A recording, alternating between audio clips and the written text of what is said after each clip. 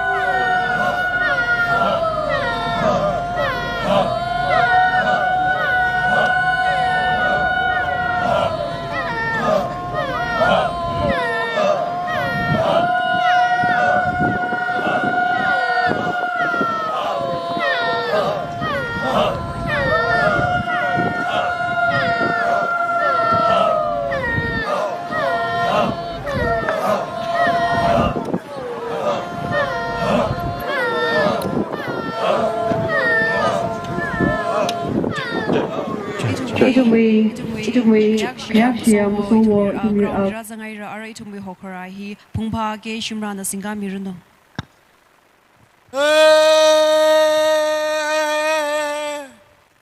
Oh, HUNPHUN này sao ta? Oh, mình so nó than nữa cơ. Oh, shiva sai qua đi. Rêu mà hắn ra cái vai ra sang hết cô.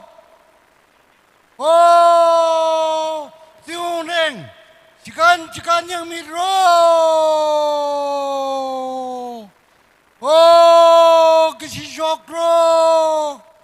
cái phá sang ro.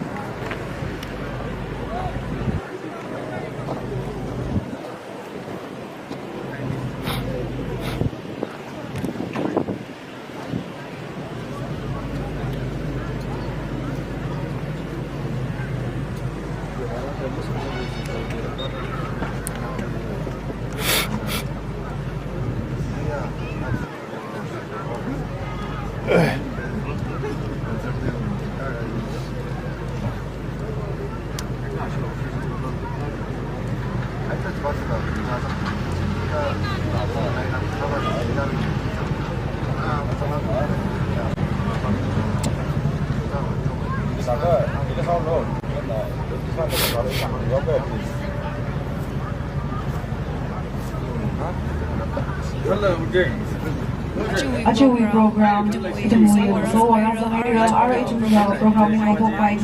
Seyahi Reverend Dr. E. Shaiza, Pastor Pungyo Baptist Church and NTNBA Nalisea Sami Kvaya Tampi Midale.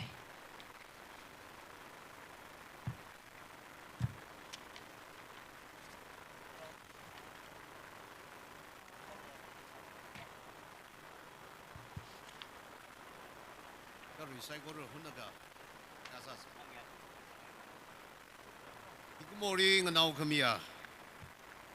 ringa gsa khwa chi hong reng mori hui khamia pro bra na mi kumori surkan irum ngwa mi da ingsa adam at gkhui adam ngwa mi da achu adam hi thumai wang rimpa mai kap kjia dam sang sakda idong mai kya shi gabaya hunphun ona lui mida charga woi thodaina singom ting mionra gaya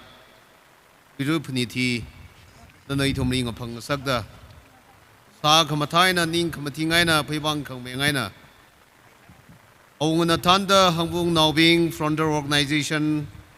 kala organizing committee na thanraga kon thangaina thuirga ithum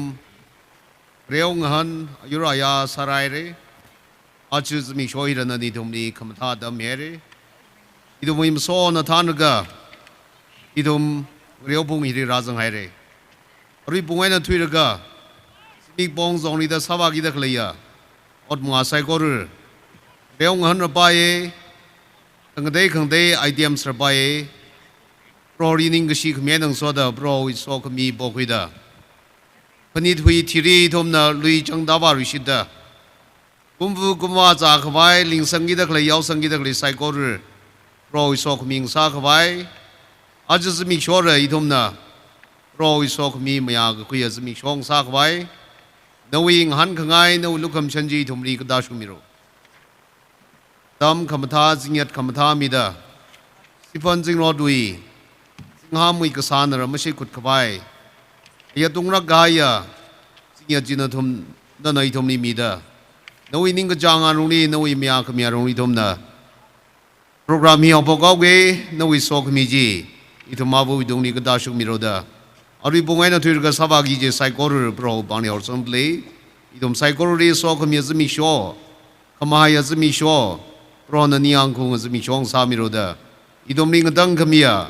pro Christo mingni sia sa dak bone amen Ning share ishi pastor Reverend Dr. E Shaiza Pastor Phungyo Baptist Church NDNB na program hi somi khai chui wang arai thumna samkhang rock tui hi Timon L Shumre Co-convener organizing committee Adam Midale.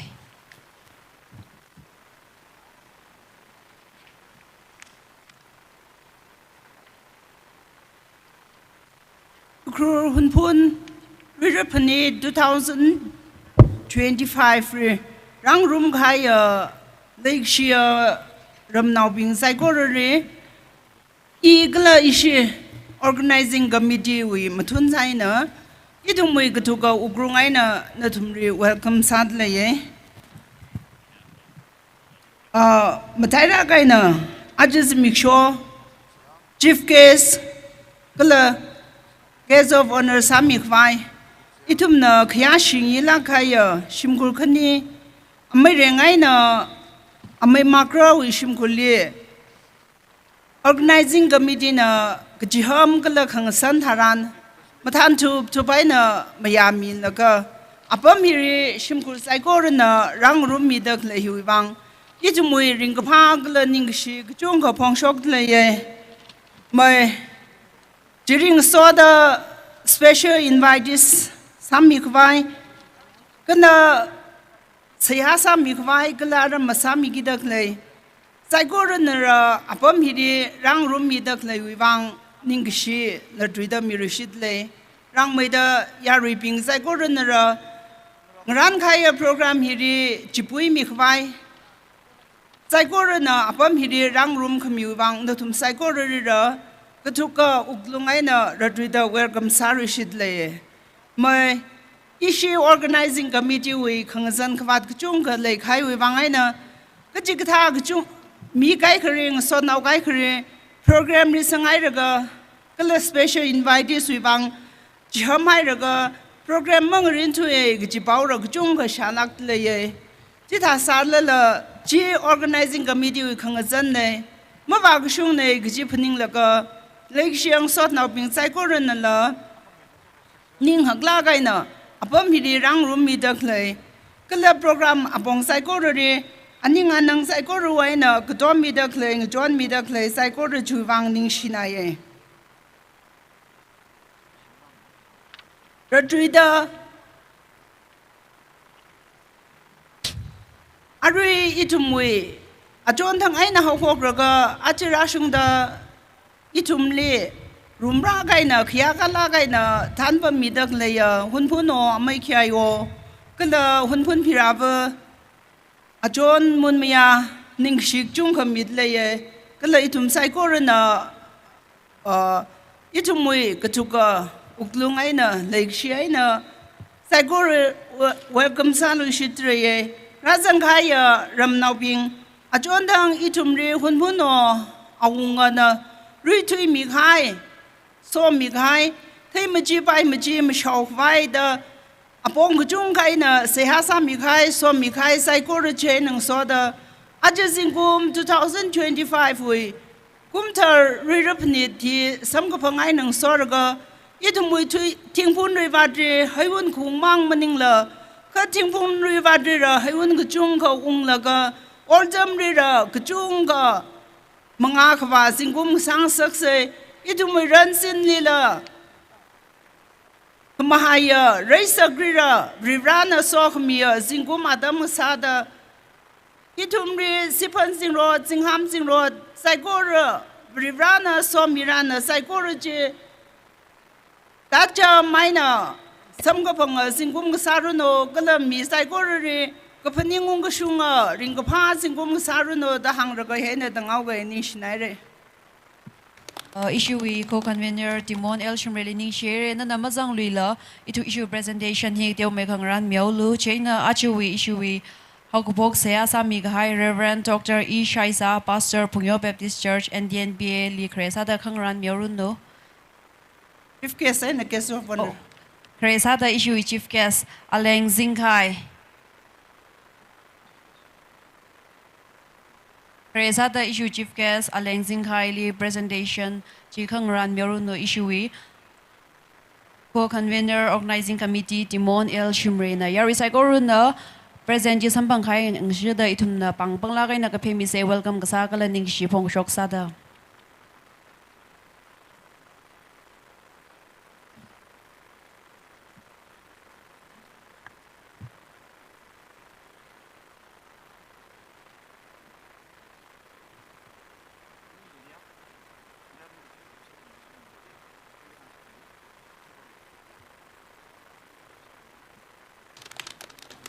There is a guru na panglakay na abang female sa issue chief guest wivang kalaara case of honor Magro Hongre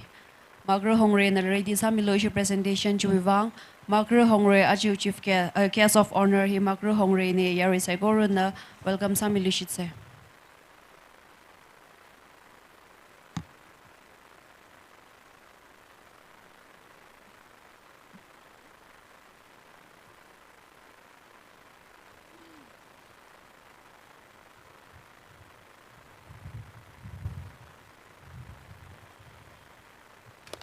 There is a guru na abang lagay na kapemi say issue case of honor wivang. Ning share ara issue saya Sami High Reverend Dr. E Shaisa Pastor Pungyo Baptist Church NDNBA na labang rani ka ran koy miruno issue co-convener organizing committee way na.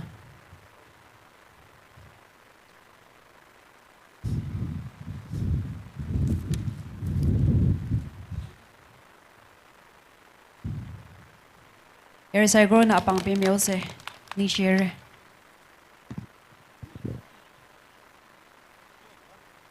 Issue Panglan Sami High co-convener organizing committee Timon El Shumreli Ning share presentation Sami High chuvang. Ara issue kashidri hi issue case of honor Sami declare Magra Hongre natam ka khimir now.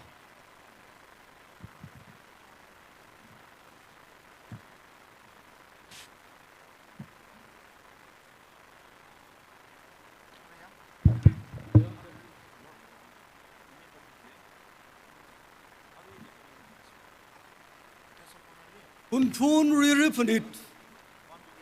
Nitrei Primai Kapta Ishedui Madulang Laga Rivari Twitter Ning Shimidle Yanang Soda Kashi Gabaya HUNPHUNO Yayo Azui Nitrei Hui Convener, co-convener, kala committee ding data sami dagle. Chena toda hengung naubing. Razang gaya, hana, shura, baba. Kala kradausan sai korori. Phanit yui ringapatiku. Niaga kangai ng soda. Ida da hangai. PHANIT hi achar gaina tuilaga mionra shum gai kala custom yarungli makai ragla nishani sara shum dakle adam yarungli khangje khira mamanda achar gaina tuilaga ara itum khni thotiba tek mdera gaire abong jungli khangje khira re ida da hangai HUNPHUN o phung shok na shok mi gaya, pungpa mi gaya, hun awakrolam, rana so mi kijang kade, tangku lumpang li, makare mai zairung, tumui mfarung li ledak lai mai zairung, tangku li usambang mane, hun ko so mi gaya bamili sambang da. Itu mui mai zai rung है ना mai zai शौक लगा कहर zai शौक लगा mai ngir mi da awakron चिता दा चितुन mi sai kakneri hun leng phu tangkuli leng phu hun mang li le sai ajar ka leng phu da hun som sai leng phu ji leng phu sa da tangkulu leng phu tangkulu ka tong de leng phu da hun som sai leng phu da achira sung da aming sat la kai na le agdumari rari kumrai ka bai hida da ana phungpa gang sak mutot mi gang sak hawpok mi gang sak mujon mi gang sak mai gang sak sai ko ri kichen ra kre jiga rivrana numshan leshi la khoda idum tangkul miru naga miru hiri kuirang rok ga le sa wena o peti kriu ra ga o peti kriu aina ai elis na hili dharma reshu dharma ra ga shokta idum hunbun hili rimai thuida ngiri mi Rada kaniri, rari hikmida. Vreshi hena hopoke hena mchonda. Aji tangkuru abam kecivri, kalau waktu abam kecivri, hupuri. Vreshi maklay mereturi. Hiwang rari nishragi. Kenal sada ningsi ngayagana. Rana abong aning anang katong kecung ngayna somilga. Autumn lira. Rimai kapta mga wabai thuigje samgabanga khuji hunphun hilak otsai kor hunphun hiwaina tangkhulung ram hiri machon khuing sagi kala hiwaina shikhui tam khuing sagda aji tangkhul ka tongna achar khui som saijli tek mtai mai kharda hiri ka tongna ra som sai re क्या खनियांग हुआ करे बाग जंका दे इतारुनो आरे खनाव द्वितारा खमांग वामरे हितादंग शनगसाही बताई मेदा आदम आतिशुदा गजे के बाई जी खंगजे रे खुरासे नाम मराई के बाई आचुई निट्रे हितादा विरु पनित कसाही नियाव मेकअप गजे उमदाई मेकअप गजे खीगले जाका योलारी खंगोत Yola gji hui raga Yola bingli ke gamaning lag ra Khokha ya ga phasat agang rum laga etiawa presentation naura mi laga chingum hiran gam sam bangrok ra leg sawaina ajar ga wa aina sajde wajte gaiji paning hui laga Yolali mohot laga Yola shirting ana unga gzip psychology theraga rari ning shiko Kalam daerah kana ajiwi pengusaha dah kelaya penitui executive ping pengubing na tumsai korori ningsie pengung nobingli ningsie hagamaya bonghi kenau kenali betai kamaya ji mencukui laga sang sengai kita ada sada yolari wa ajiwi ko kengohati mangai na mawaira kum hada Yolali mohot micing ni siapa, engkau micing ni siapa, hara greg sih, senggangai ne, ik tom senggangai ne, tuitara kemhamre, nit hameruno, nit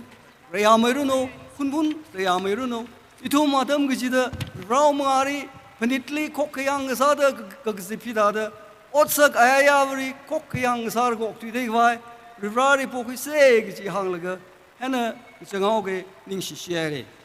Ishui Kashidui Mikaya, case of honor, Magra Jipanglini, Magra Hongre, Linishlakaira, Nana Angning Jaina Nali, Kabaka Sauga Ishui Bangran, Akakani, Kangran Mioro, Kareli, Kavang Singh Sario. Kavang Singh Sario, Ishui case of honor, Magra Hongre, Nana Ishui presentation ni Bangrani Kangran Miolo, Kareli, Kavang Singh Sario. Kakaneli, Longshim Kasar.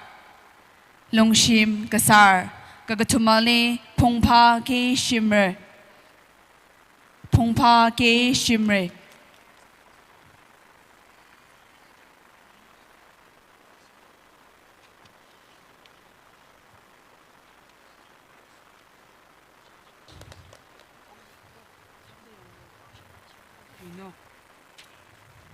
Longshim Kasar, Pongpa Ke Shimra. Ning Shlagare Ishui case of honorly, Ara Ishui presentation Diomeka. Akamang presentation ira mire zirga. Nishui Bakwerga, you Maragi the side ira, Ningisik Dioka, Mingai, Nishui, one we don't crack in.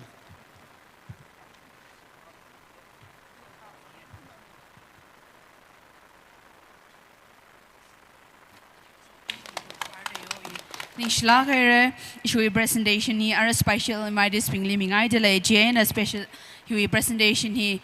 Ishui Kayashik Baya, Hunpuno, HUNPHUN, Kangran Mirano. Kareli, Ishui special my career, OGO, Arthur Jipang, Joint Secretary Government of India, Kakaneli, Chesinda Lazarus Jipang, Executive Director, South FCI, Chennai, Kakatumali, Shankar Deba Singh, Kamateli, Ringting Hongchui, Additional SP UKHRUL, Kapangali, David Kashungnao, CEO, EDC UKHRUL, Katurukli, Taimei Badan, CEO UKHRUL, Kashineli, Yurtingla Zinkai, wife of late Silas Zinkai, Kadishadli, John Ngampi Hongre,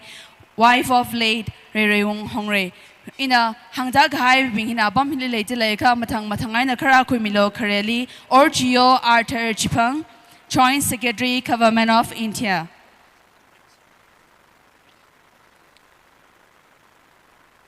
Chesinda Lazarus Jipang, Executive Director, South FCI, Chennai. Malay Turaka, Gagatumali, Shankar Deba Singh. Kamateli Ringting Hongchui.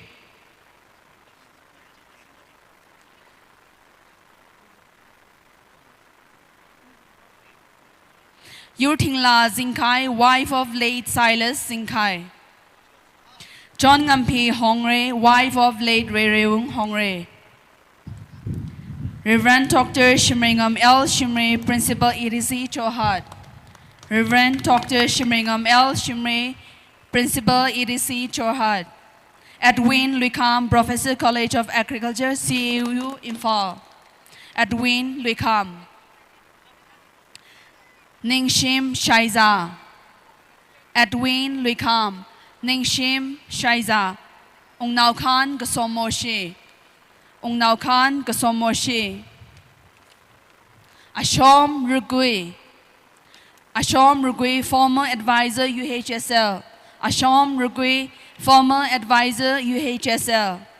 Dammi Shingnaisui, former advisor UHSL. Dammi Shingnaisui, former advisor UHSL. Malay Turaka issue presentation ni hena kadang ang sasara itu may kiyashik bayo HUNPHUN heche kaya oli ni shila kaira.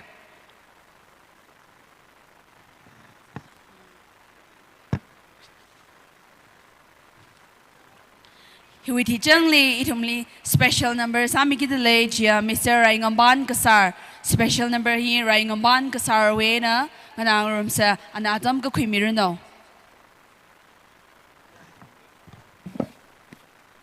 Sa kawai ngaran maman tu lei laka kajishat aka sau gay yarili achu ngayong hangi chi zaipu kapar kala literary items essay competition li zangi gichi school gichi gathana kala participants gichi gathana aming marami sangrang akha announcing putli katha khulung na aming marami sang milu gichi hinga kaw da lei ning share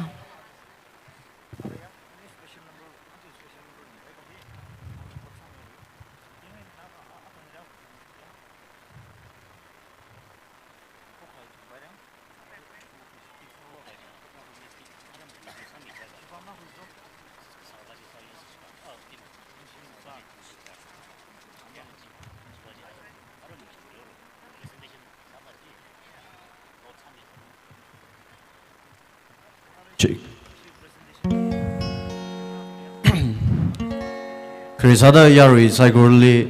Happy LUIRA Kalaina Jigat Ngai Lahina Nujakyang Gahai Nyashong Ngeje Yang Gehang Ngeyashong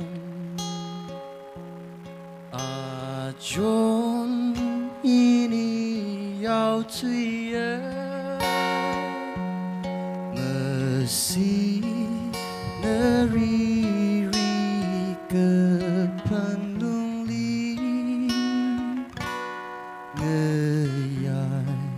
Zengkerer Jan Saya I love you Mepak Liasa Un Bem Kedai Lima Chỉ lui ngai cơ Rose nào Nơ ninh shot cả mơ Ô cơ Tuy vi lấy cơ shi Mừng la la lơ chi ô sơ sơ Sina lupa lần mi lang mây đơ mơ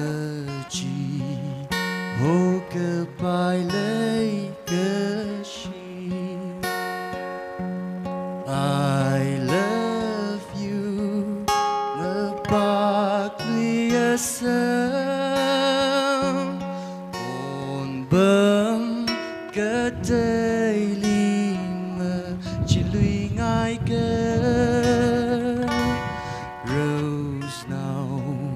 nơ ninh shot cả mây thủy chốn quy mơ chúng dâng hào đi lý ngơ hàn ga mi lu chim kur gấp chung na ra hào chi hồ mi lu yong chui hào cơ I love you mơ bạc lìa sớm ôn bơm cơ tây lima chỉ lui ngai cơ rose nào nơ ninh shot cả mây thủy rose nào nơ ninh shot cả mây thủy. Thank you. Ning shila khair raingamban kasar nali ara ishui speech adam hi ishui chief case aleng zingkai na adam ga khwimirano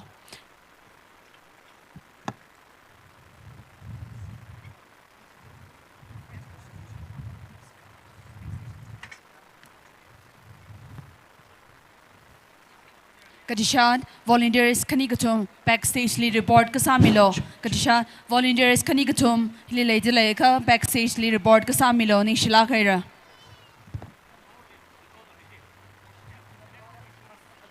Ri mai thui da itum le ka sak va fri vrajli ningishi msoti sai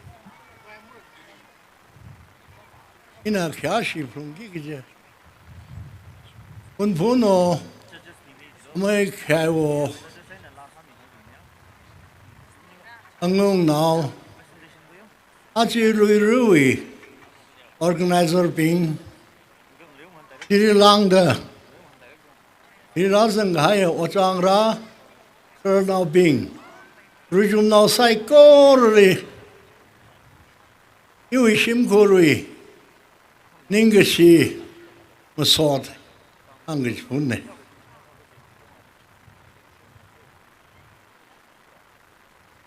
因为遐个遐个家 stage 里，让宁人个机会，个朋友就可么进不来啥么呢？梦里人么什么呢？啊，我操，我让就忘，伊里阿子希达的，我宁肯说什么个朋友忘，对不啦？宁是个人可的。就往因的人个怕为啥让的忙爱的，宁个是为哪个是的可明呢？我操起说个还，总共2024 October 2，这里马湾啥的该为哪么样了？阿里亚新开，您说么来好些的来塞。他这个脑早啊，你会蒙啊哩？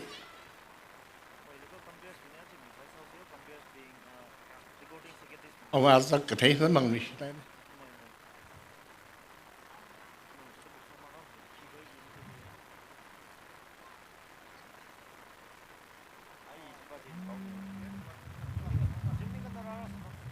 对日本的对 organization，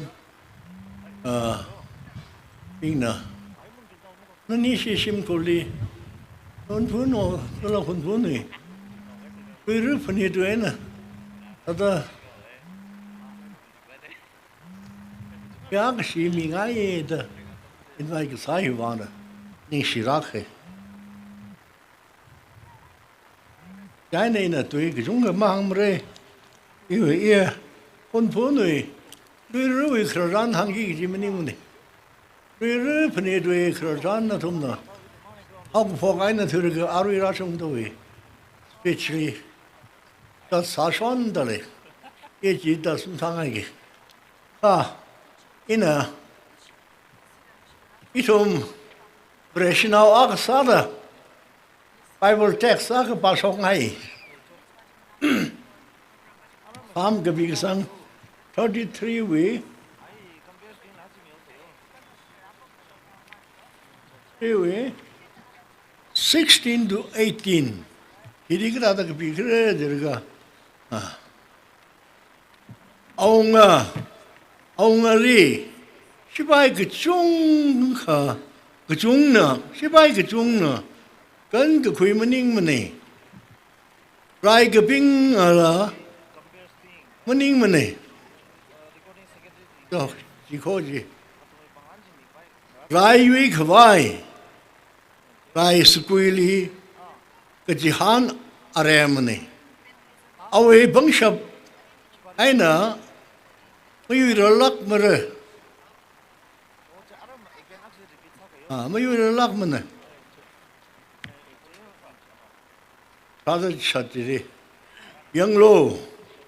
rohari kangaji bingli. Kangaji bingli, kalau awe, makang ajay lagi sili, kejihan bingli, ana rai, yumire tahang.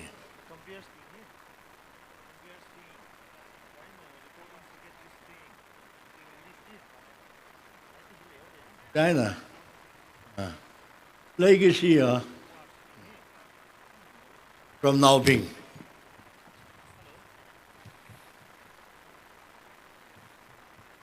Thana bing, ishiwi rai, ashiwi rai.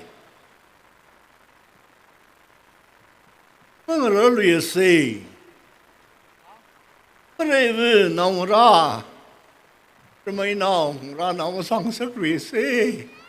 kiji hangai. Yeah, Dana, ara, itum resh now bing.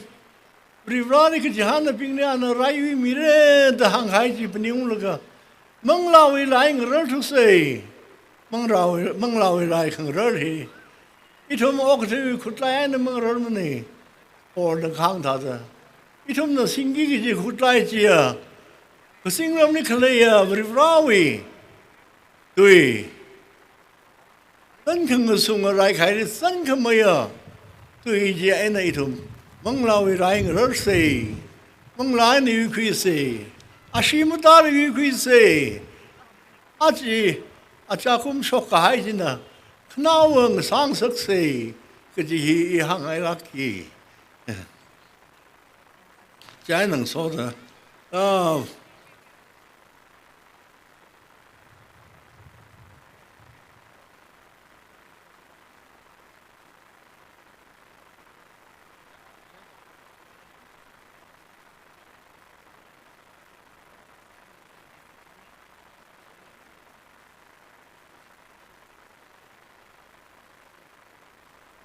regional psychology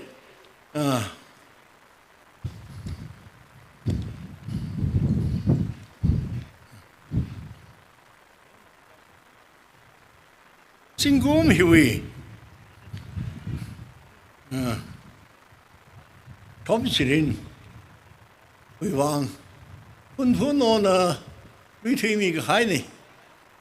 HUNPHUN rivat mang chila Ortam lira Laisak lila Gorman and servant sobbing lila Upon a day then at wasaz the clay psychology mga khwa raw so khamia singum sa sel no kara lei khaya singum saru no ki hi han ga kai nang jangau ning shra ga ina ru phane dui 이거를 겨우가 방안 상하이들이 라고 미는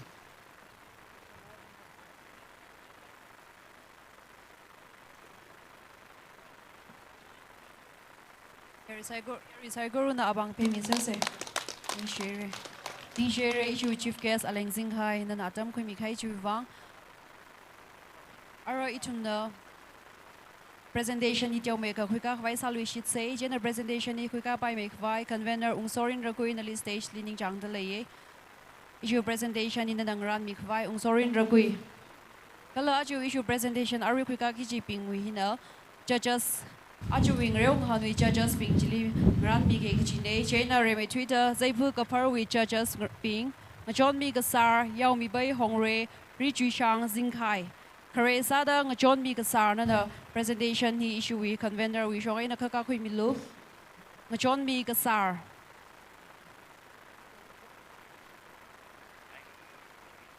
issue wi zaipu kapar wi judges ping ng John mi kasar yaw mi bay hongre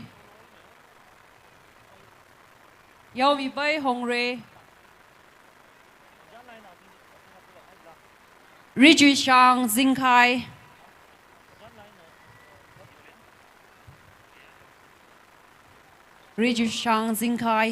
Yari sai koron abang pemisay presentation ko kuya Adam Tran ni share ara issue essay competition with judges ping Mark Jipang kahang mi Lui Kam kalarin mahai William Jipang hibing hina achu issue essay competition with judges sami kikchina generate me Twitter Mark Jipang na issue convener wi shongay na pangrani ka kuy milu Mark Jipang kahang mi Lui Kam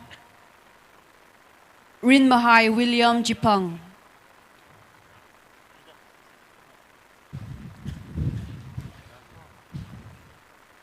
Jithai ka lungchan lawi judges ping Yursari kasomoshi kala manchung shaiza. Reme Twitter Yursari kasomoshi.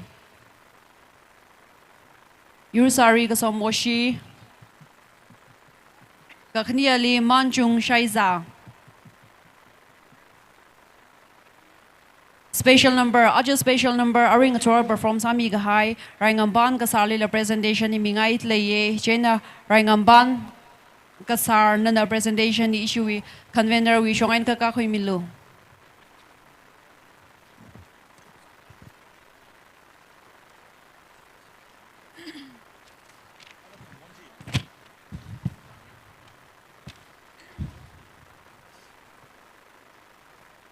Yari sai koron abang pemisay presentation sampang kaitaran ni share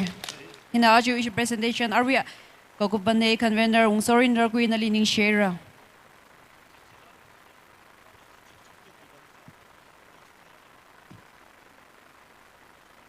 issue we judges being the presentation kui muhung the layer recycle na abang phe mi say ni share rin me hai William jipang la presentation ari kui the layer yari ni share yari recycle na abang phe mi say ni share ung sorry rokui li la luita Hewitili arai tumui ngreong hani kwika bai me kwai ina ajiki ngahan mamai khala gaji themi ge khare sada itumui kamahon la khanganui thingner khangakun AC rai khangatat khangatuk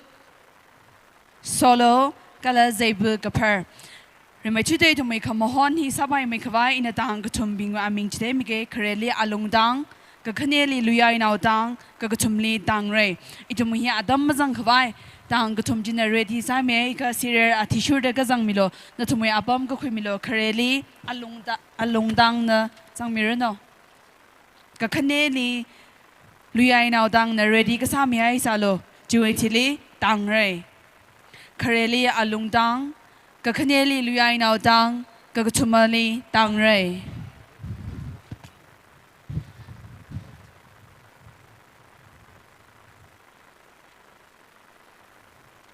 Kajishat competition li zangi dakhlai or participants agi dakhlai tangli pniung khasa khangai ese aina zeibu kharli zangi dalai laga aming ma misang rang kachi laya ka katha gui alungli announcing putli report ka samilo ese aina zeibu kharwi aming list pingji announcing putli report ka samilo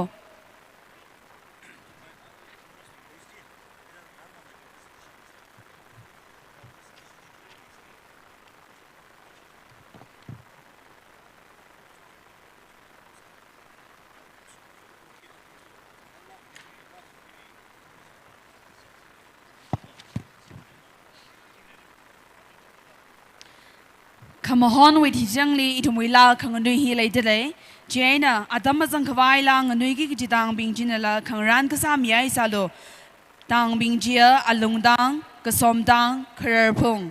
Alungdang, Kasomdang, Kerpung. Mohon Gup Kahai with his youngly itumila kanganui he later, Dang Ji, Alungdang, Kasomdang, Kerpung, Dang Katuminala, Ready Kasamia Salo, Adamazan Kavai, Nishla Kaira.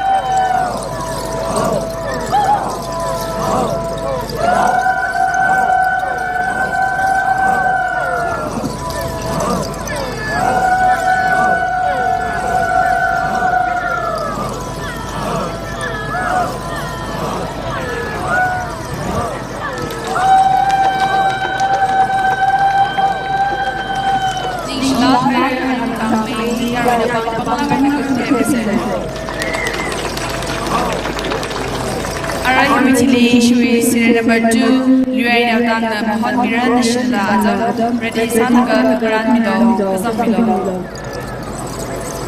Siri number 2 na Luai Nautang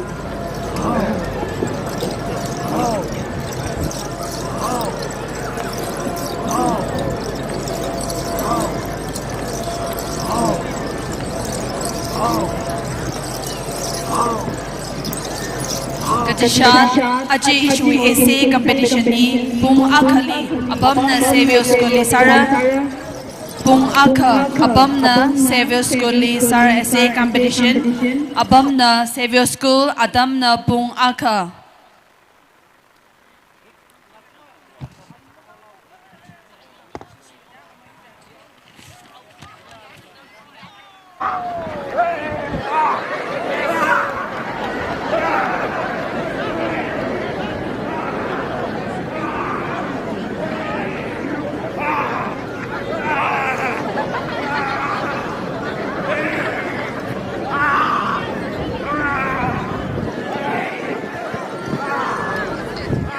Sangra da Kalahi Luai Nautang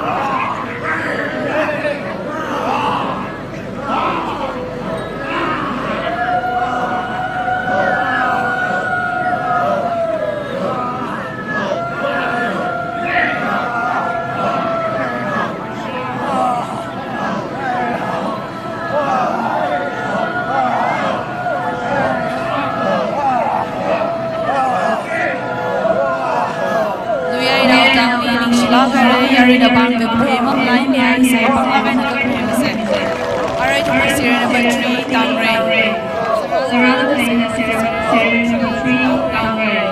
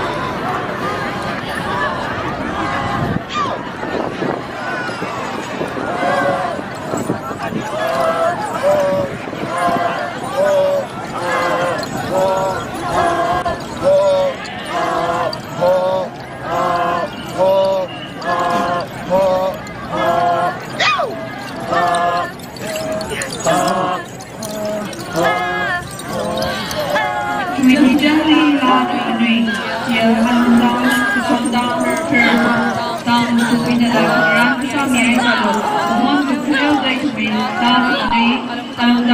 Gõ để không bỏ lỡ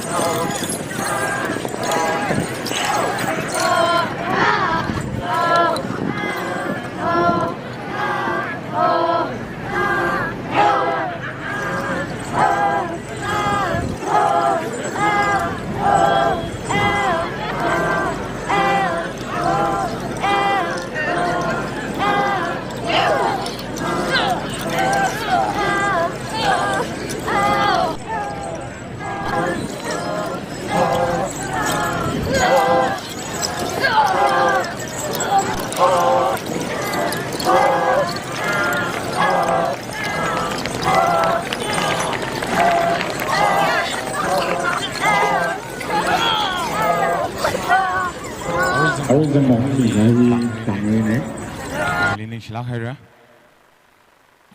Essay competition Zangida Lady Clay. Katam now Zai Grolly. Savio School Chong he, Gtakli, Gatagwa Long Lick Shock Low he. Report Radley. Essay competition is Zangi Jipping. Katam now Vingji, Savio School Chong, report Kasamilo, Nixnara.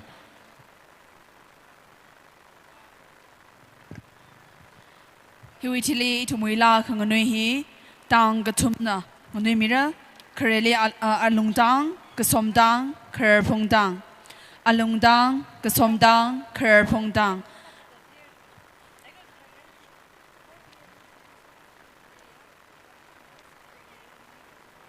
Lang Nui Migi Jidang Bingjia, Alungdang, Gasomdang, Kerpongdang.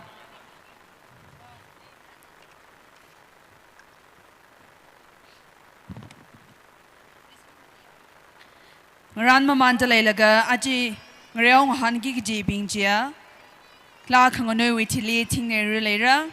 Juitili, a Pat Gayat Hisara, Juitili, Lungjan La, Juitili Rai Kangatat, Juitili Haula, Kangatu, Kala Zaibu Gapar. Ting Kangakun, Napat Gayat, Lungjan La, Rai Kangatat, Haula, Kangatuk, Zaibu Gafar. Participants Kodong Lipanung Sakangai, Itumayatami, Mashai Kavai, Kangaran, Misera Salo, the Saklaga in a Gabona, Itumayatami, Mashai Kavai, Raokha Hangi Jihi, Matangaina, Kangaran, Miai Salo, Gaji, Saklaga in a Gabona, Nixilakaira.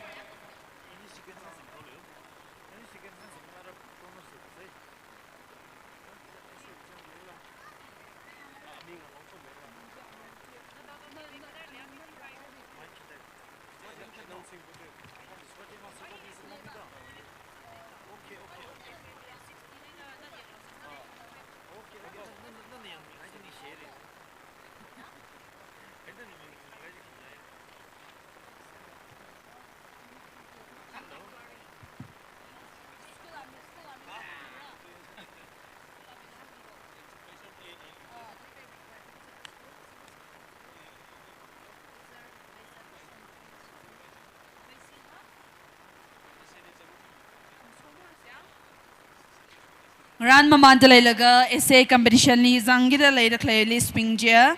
Yok Sempi Pungchok, Ruchi Kumari, Sontui Rugui, Izir Laysan, Amazing HUNPHUN Aungshi, Osoya Rekan, Sorin Sariel, Mazante Jitung, Pilate Jipang, Salami Huileng, Janya Pi Kabing.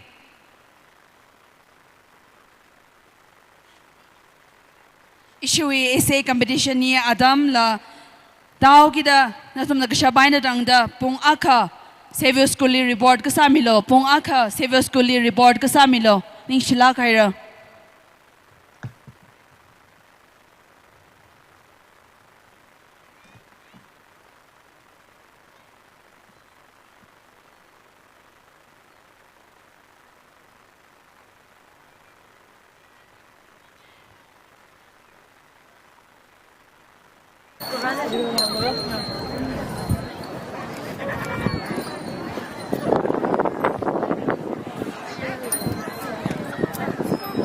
la khanganui zangra da klei alungdang kasomdang khar phongdang dang kathumhina nganui mira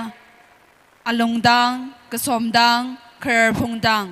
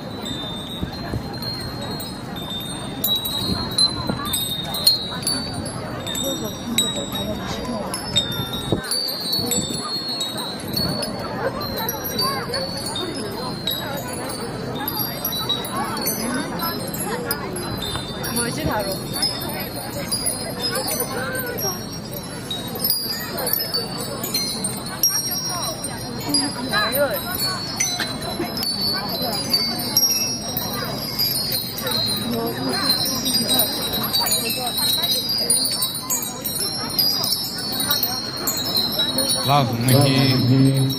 to consider it meeting re hi ngona Sonora, Dana, Miranola, Shinola, Ram Samisala, Mishnah.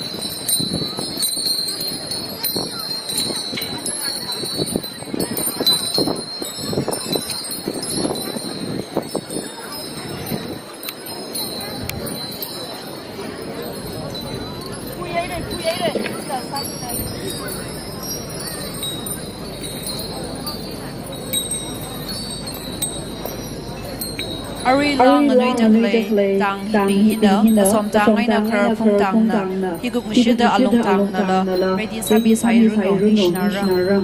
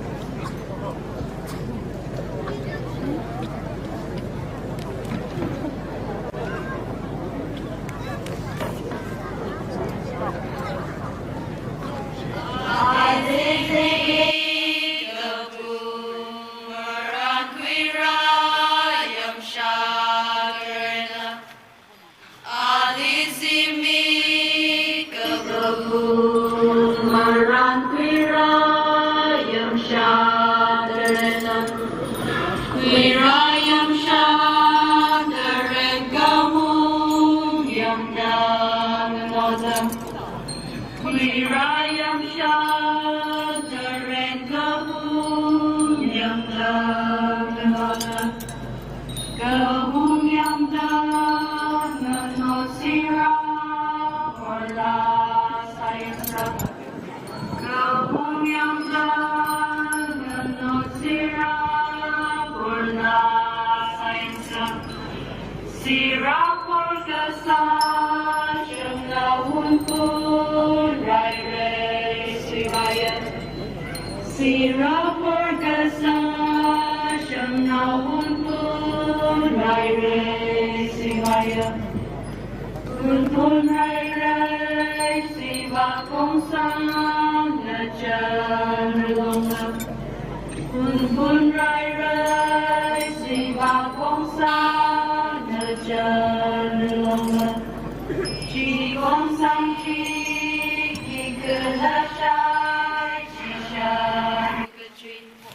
Chi Kongsang Chi Kikulashai Shishan Mafukatri Isho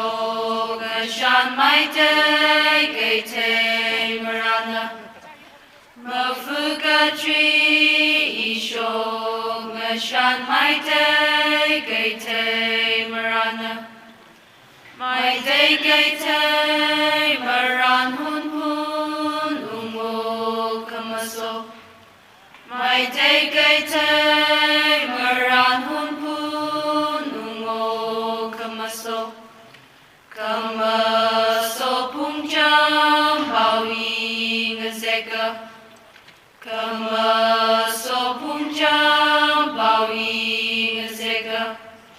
Pungjam Bawi Ngazekwira Rumsham Chigalo Pungjam Bawi Ngazekwira Rumsham Chigalo Kwire Rumsham Chigagashung Aina Raruma Kwire Rumsham Chigagashung Aina Raruma Kashung Aina Rairum Sangren Maung Ranua Kashung Aina Rairum Sangren Maung Ranua Sangren Maung Ranua Runrai Yawi Pemakai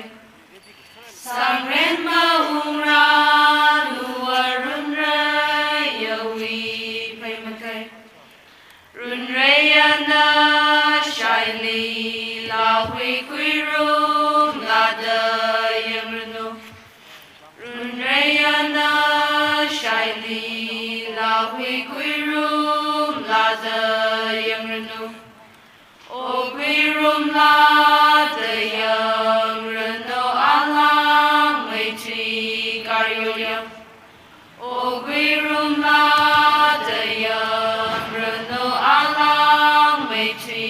Karyoya Karyoyo Kazing Kumdang Nikwi Karyoyo Kazing Kumdang Nikwi Nikwi Lo Ohang Gai Sing Chi Yao Shamrali Nikwi Lo Ohang Gai Sing Chi Yao Shamrali Sing Chi Yao Shamram Mawon Kumka Yao Ra Yaram Samri Sing Chi Yao Shamram Mawon Kumka Yao Ra Yaram Samri Yaron Samrin Hornom Longa Akar Lana Nijanga Yaron Samrin Hornom Longa Akar Lana Nijanga Akar Lana Nijang Naya Shimre John Vurewa Akar Lana Nijang Naya Shimre John Vurewa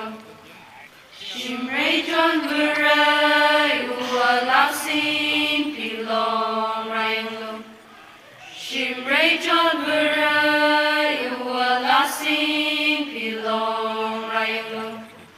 Lasting pilong kaya shong chan mata zamenga. Lasting pilong kaya shong chan mata zamenga. Shong chan da zang yu ka ma yai rupu sami masoyo. Shong chan da zang yu ka ma yai rupu sami masoyo. Masoyo na rukan gakan asing asyag raimu. Masoyo na rukan gakan asing asyag raimu. Asing asyag rayang kuizat kabang tamaya. Asing asyag rayang kuizat kabang tamaya.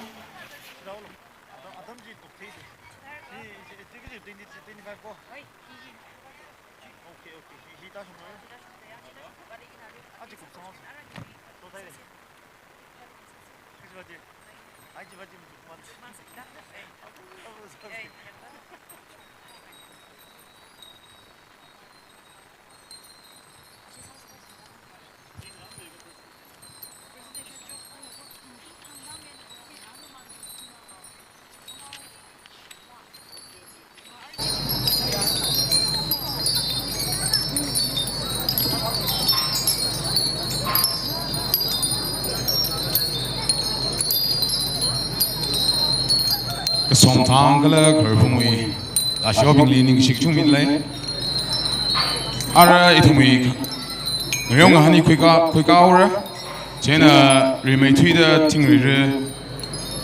HUNPHUN.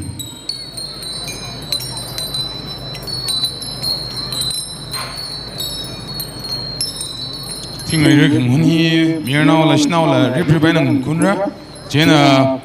Ari hang miesa ka tang zeng de living na kangran ka sa miesa lo. Shina wili remake tui de Kerfung versus Aung Tang. Kerfung versus Aung Tang. Mir na wili remake tui de Napang kala Kasom Tang. Mir na wili Napang versus Kasom Tang. Tang mati hina kangran ka sa miesa lo. Ari tum na Along Tang wena la kang ne yang lui shit sa. Along tang, zang ra dak lay na along tang ne.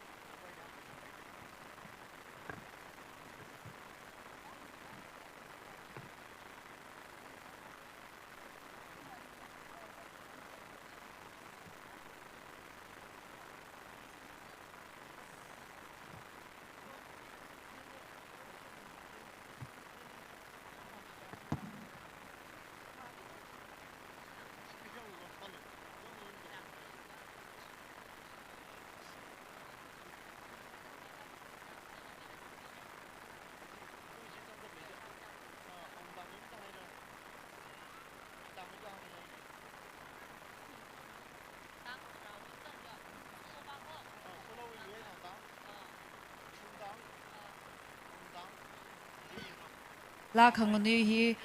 zangma man de leiga yarili ka chithai sat leiye kama khau dustbin natumna paper runo plastic runo singdak lei kala kham khau thai kha side li dustbin hai mate leiye natumna jim thalaga in sijin mi da itumna ground hi tharzari na sijin sak ji yarili hang ji thai li shit leiye ning share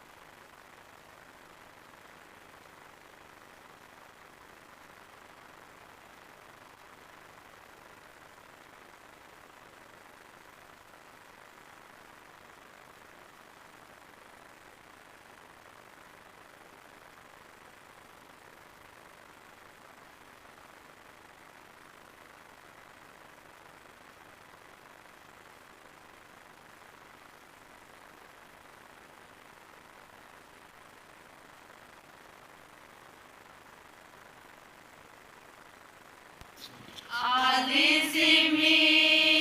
Kapu Maranquira Yam Shakarena Alizimi Kapu Maranquira Yam Shakarena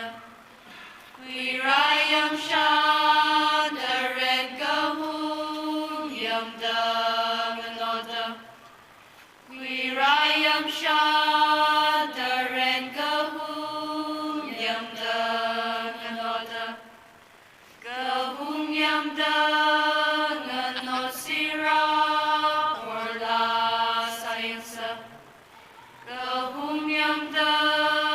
Danganosira Orla Sayansa Sira Porgasa Shana Hunpun Rai Re Sivaya Sira Porgasa Shana Hunpun Rai Re Sivaya Hunpun Rai Re Siva Kongsang Ngajan Rilonga Hunpun Rai Re Siva Kongsang Ngajan Rilonga Chi Kongsang Chi Ki Kuna Shai Chi Shan Mafukatri Chi Kongsang Chi Ki Kuna Shai Chi Shan Mafukatri Mafukatri Isho Gashan Maite Gaite Marana Mafukatri Isho Gashan Maite Gaite Marana Maite Gaite Maran Hunpun Ungo Kamaso Maite Gaite Maran Hunpun Ungo Kamaso Kamaso Pungjam Bawi Ngazeka Kamaso Pungjam Bawi Ngazeka Pungjam Bawi Ngazekwira Rumshan Chigalo Pungjam Bawi Ngazekwira Rumshan Chigalo Quire Rumshan Chigagashung Aina Raruma Quire Rumshan Chigagashung Aina Raruma Kashung Aina Rairum Sangren Maung Ranua Kashung Aina Rairum Sangren Maung Ranua Sangren Maung Ranua Runra Yawi Pemakai Sangren Maung Ranua Runra Yawi Pemakai Runrayana Shaili Lahui Quirum Nada Yamrano Runrayana Shaili Lahui Quirum Nada Yamrano O Quirum Nada Yamrano Alang Maitri Karyoya O Quirum Nada Yamrano Alang Maitri Karyoya Karyo Yoga Zing Kundam Nikwi Karyo Yoga Zing Kundam Nikwi Nikwi Lo Ohang Gai Sing Tri Yao Shamrali Nikwi Lo Ohang Gai Sing Tri Yao Shamrali Sing Tri Yao Shamram Mawon Kumka Yao Ra Yaram Samri Sing Tri Yao Shamram Mawon Kumka Yao Ra Yaram Samri Yaron Samrin Hornong Longa Akar Lana Nijanga Yaron Samrin Hornong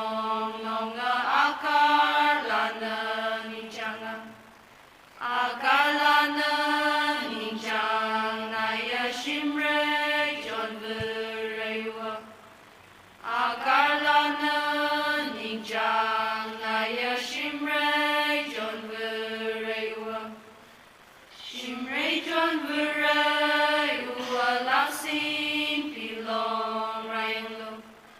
Shimray John Burai Ualasin Pilong Rayanglo Lasing Pilong Kaya Shongchan Mata Zangenga Lasing Pilong Kaya Shongchan Mata Zangenga Shongchan Daza Yirka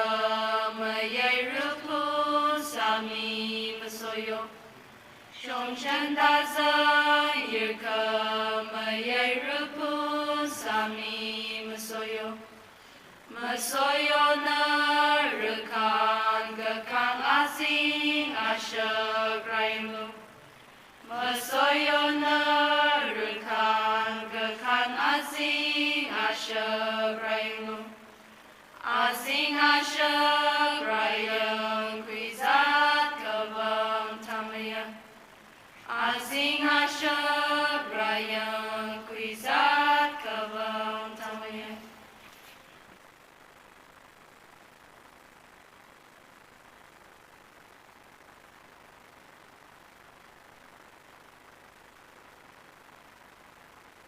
along thangli ning chilak haira ara achui ngriong ani hi hafokora ri mai thui de thingre re khang khunra thingre re hi shinaw la mir naw la rip ribai nang khunra jena tang matiu aming hi na wauta mi ge tang mati jina khangran ka sami salo shinaw li ri mai thui de kharphung versus aungtang kharphung versus aungtang mir naw li Napang versus Kasomtang. Napang versus Kasomtang. Tang Madina Atom Mashai Kawai Kangran Katakta Kasami Holo Nixionar. Ting Rehi Nakun Kawai Kangran Saman the Lelaga Achi HUNPHUN LUIRA PHANIT 2025 we 2025 Lee Toner Sami Kai Atumping Lee organizing committee na pangran mingay le jena maron ay na or toner spring na karakumilo kala pangran hi HUNPHUN pilavu munmaya na kangaran mirano toner spring release in a paramid le na samna maron ay na karakumilo remake tweet iwi bookstore Gachneli Kishing Naisui Royal Gathering Hillsman Timber Cafe Yermi Kishung Sam's Food Court Taco Chamir Simba Solution School Ongrio Sario Town Cafe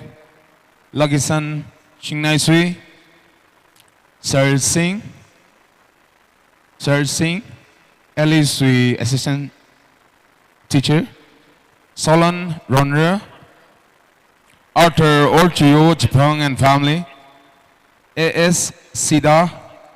Choi Muinao, Mungkung Bakers Pungaitang, Toners Pinghinan, Natum na Maron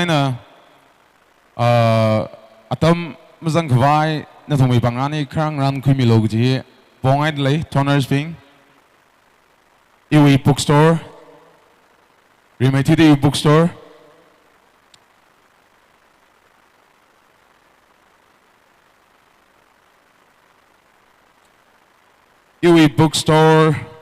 Gishung Shingnaisui Royal Gathering Hillsman Timber Cafe Yermi Gishung Sam's Food Court Taco Chamir, Simba Solution School, Ongrio Sareo, Town Cafe, Lagisan Shingnaisui, Sir Singh, Solon Ronra, Arthur Orchio Jipang and Family, A.S. Sida, Choi Muinao, Mungkung Bakers Pungaidang, Cindy L. Shimre, Kumre Margaret Jipang, Natumnaga, Natumi Iwi Kwakoni Shamia Ka, Tagua Longli Natumi Pangan, he Krakumilo Jibong Idley, atom hi chap chawai na zat khawai na thumli ka bone ning shinare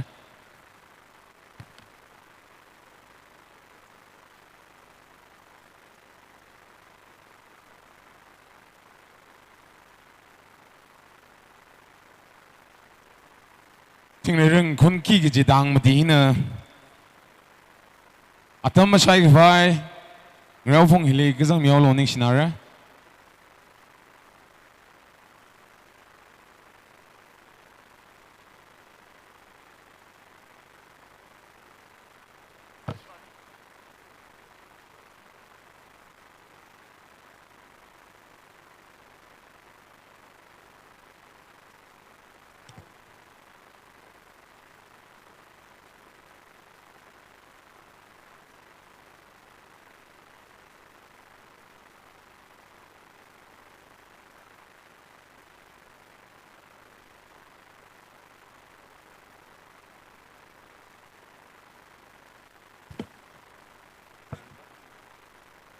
ting re kang khun shinawi na ri mai thui da khar phong gala ong tang Mir nawi na napang versus kasom tang madi hina crown alung likazang miao lo ning shinare atam ma shaing sakse khar phong versus ong tang shinawi na khar phong versus ong tang mir nawi na napang versus kasom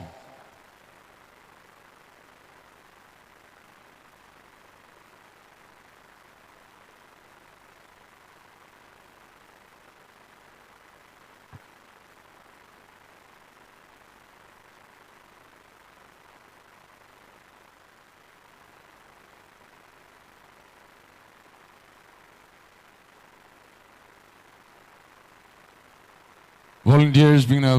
being the shunu jai vai krio ka khang John Miloning snar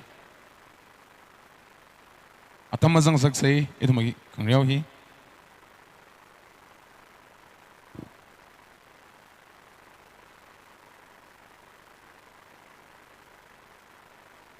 thing nei rung a khun khwai sama hung da lei la ka yari hang chtheng ai lu shit lei marathon hunpun luiru marathon race hi Aju 4 p.m. briefing wivang groundly report samilu. Aju 4 p.m. li report samilu briefing sa khawai wivang kala marathon hunpunwi marathon race hi akama pung 6:30 atam 6:30 a.m. li yongpoki kichina chaina yari sai goruna briefing hi ramilu ji hi yari leji thailu shitleye kala chiwi jenang soda marathon wivang momento sada t-shirt la yor la ye kachi ka thana khyong li ma jangra sai chila la momento si kuinga ye kha announcing booth we shong we red ten li ba shakhni ma ngai na yor mit la ye na thum la khoi ngai le kha chili ba khoi mi baira kala ka hum chang le ning shi pongshok milu da hang lui shi da la ye t-shirt we shong ai na ashi tang na 40 t-shirt hang mati hi khui mi khai ne lo khui mi khai ne chena ko hom dang li ni share ke ji hi committee wi shongai na hang shok le ye ni share ya recycle na ko hom dang wi wang la bang phe mi say encouragement hi tailoring phala ke tang ka te wi wang wala san tam khui khwai ne chena ka jing than la lo ngai le cover red tan chili la wa lo mi bai ra ni share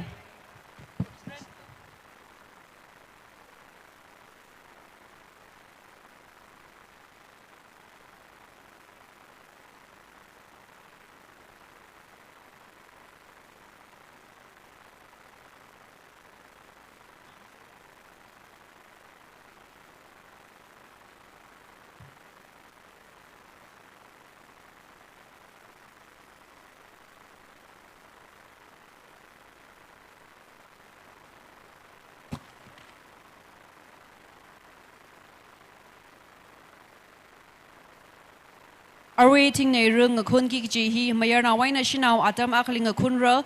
mayor now hi dang napang versus kasom dang a khun ki china kala shinau li wili kerbung dang versus alung dang hing a khun ki china kala anishin khun ku phai wi chili next match hi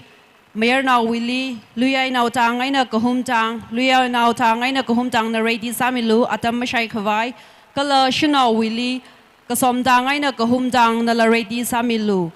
kasom tang I na kahum tang na la shina being in the ready kasamilu, which he reminds Halu Shitalaye atam mashai kawai vivang, ni Schneider.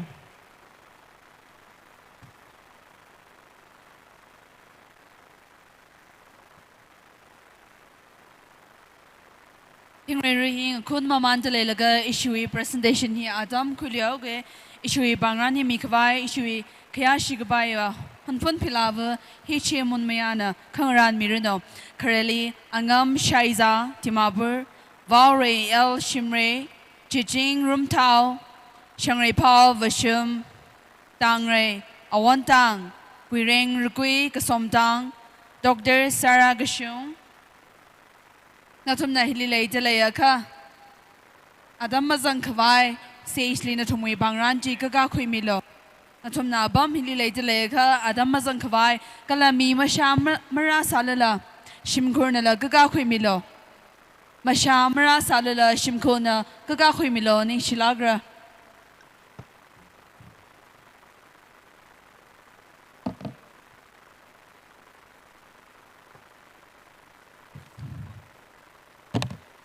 Dr. Sarah Gashung, Damayo Gashung,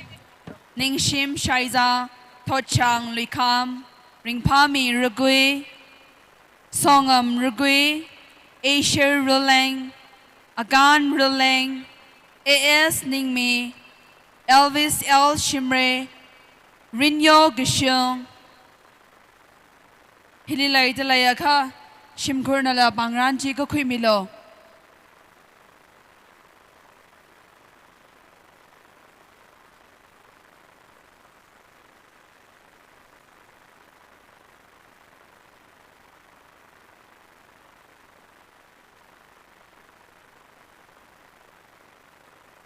Soya Cosmetics, Lucky Store, Yours Cafe, Stephanes Nongdam,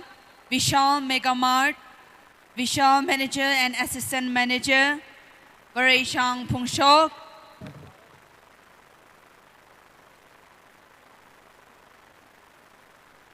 Orin Aungshi, Ramayo Jipang, Valmato Chimra, Maisang Kaping, Nanso Shingnai Sui, Family Eye Care. Ari hangda kai pingjina hili laita laika, maningaka mashamra salala shimkur laita laika, kashabai na dangda adam mazang kawai, na sumui bangranchi kaka kui milo, ni shilakaira.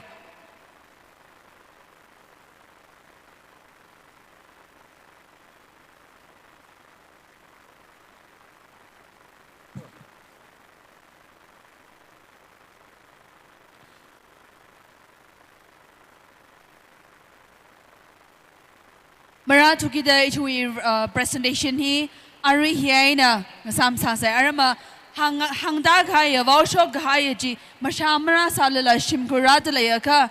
arama ho itui presentation hi kukalu shidra jaina natumna ready kangran kasam ai salo itumi adam mazang kwai presentation mashamara salala shimkurna la ka khui milo ni shila khaira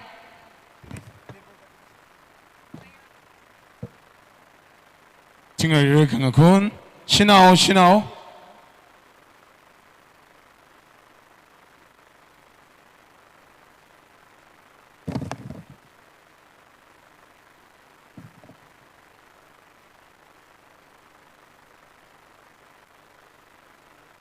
징을 강군 신하오 히 마베랑에 제나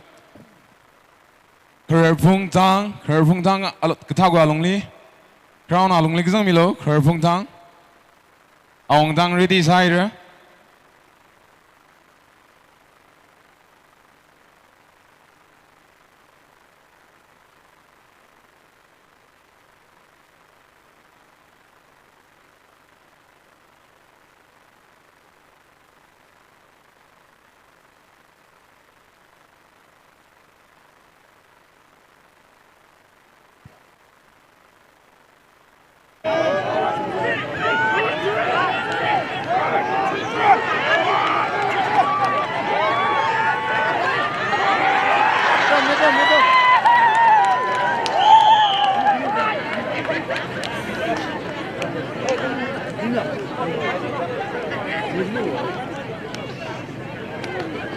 bông ngoài chứ.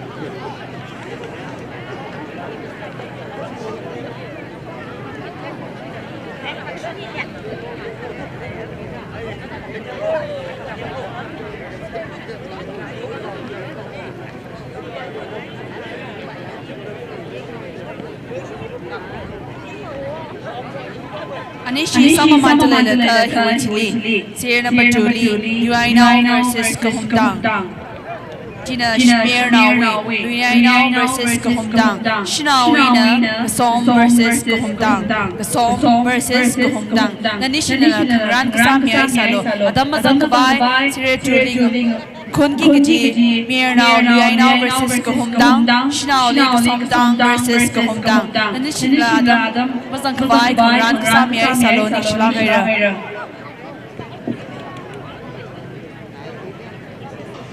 Article HUNPHUN LUIRA 2025, we organizing committee we mangaina anganang exactly toners nathum zaigorli organizing committee we and ning shikchung millaye nathum ik sasak fa zaigorli very zanga collaborate room committee sarno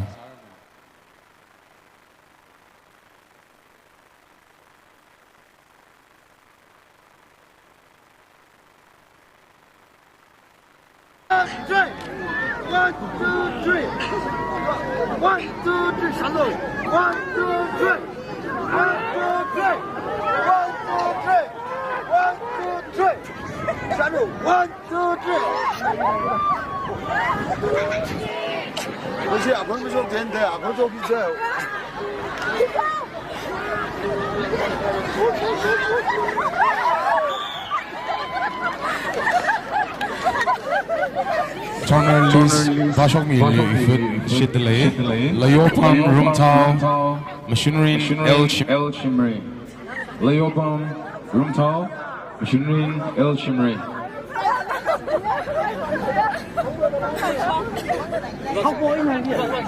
Layopan Rumtao Kalam Machinery El Shimri Naninalo Pangrani Crow Maron there Yoying La Zingkai, Machine Sing the Shah, Rintui Shaiza,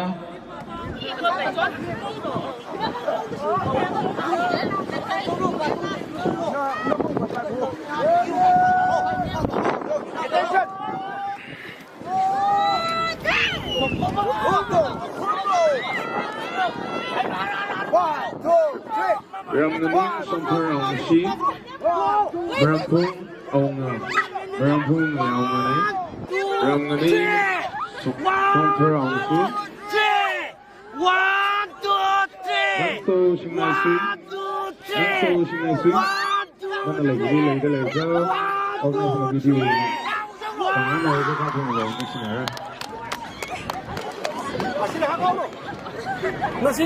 Organizing a video. Just been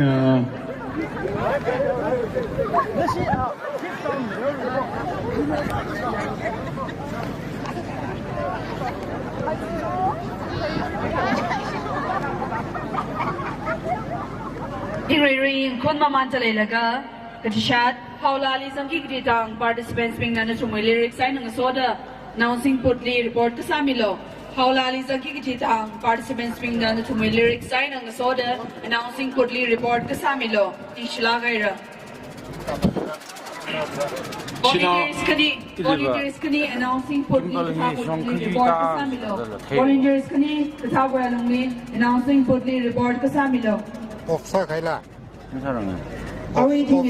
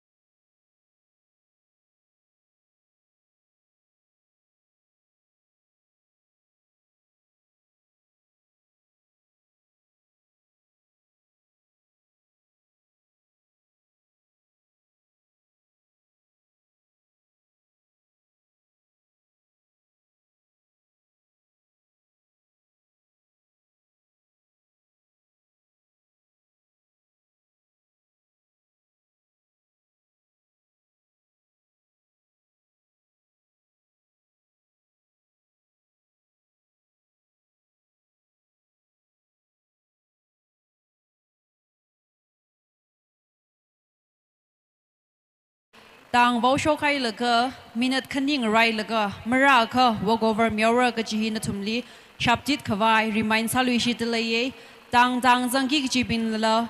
machutit milo announcing booth na we shong ai na vau mi laga report masa ka minute kani witli report masa ka walk over mirror ka jihi ning ni shaptit milo ni share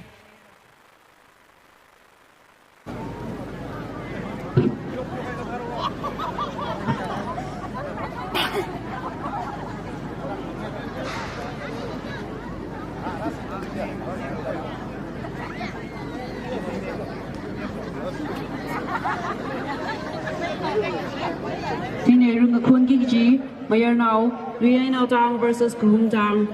Razang Pokai Ray thak may the Razang say kala Adam Mukwila how Pokai so say Luya now tang versus Khum tang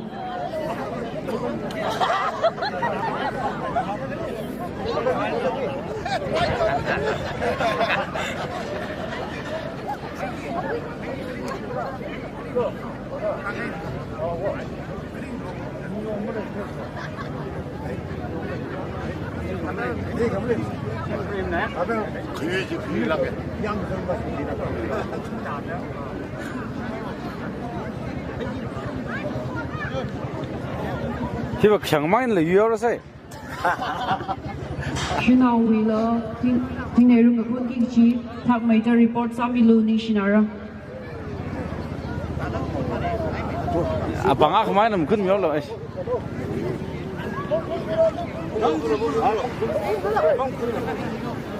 Shinau, Luya now tang. You know, he Khum tang versus Luya now tang ne. Aring kundak lagi. Shinau na Khum versus Kasom tang. Kasom tang na sina. Katago alungli crown alungli kazang bilo. Kasom tang.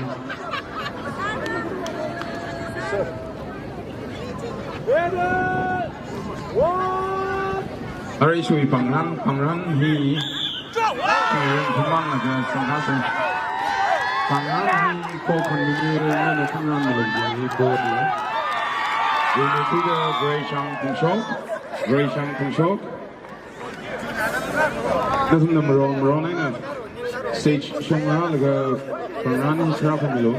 we need to the Gray Shang Shok I can't clinic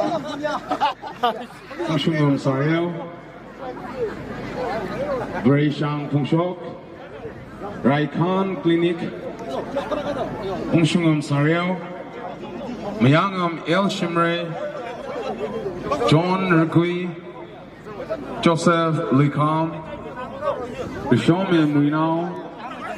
Mayagasar Asen Likam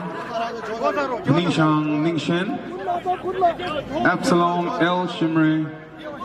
Linus Aungshi Oba Kefi AI Enterprises Full Club Provider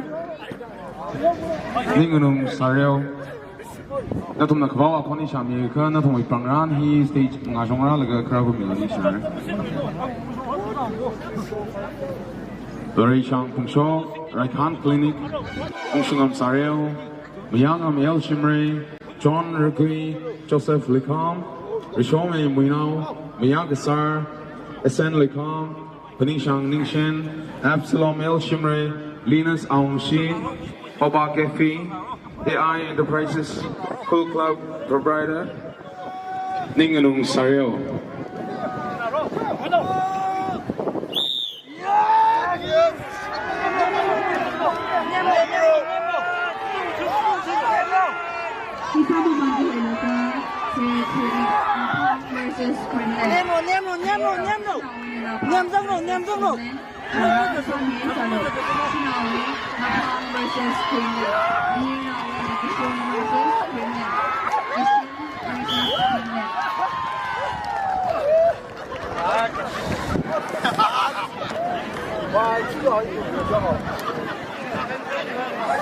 Mir Awani Kashung versus Greenland Kashung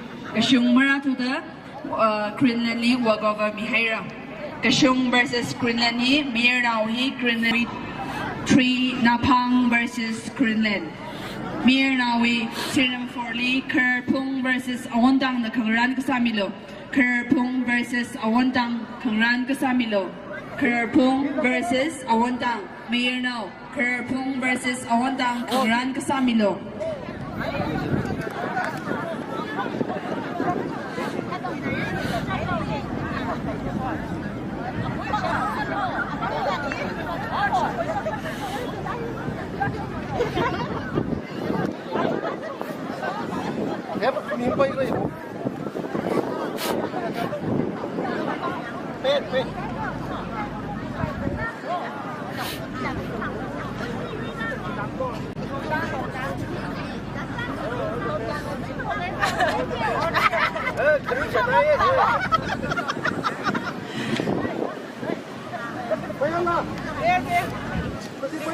你查的肯定是别。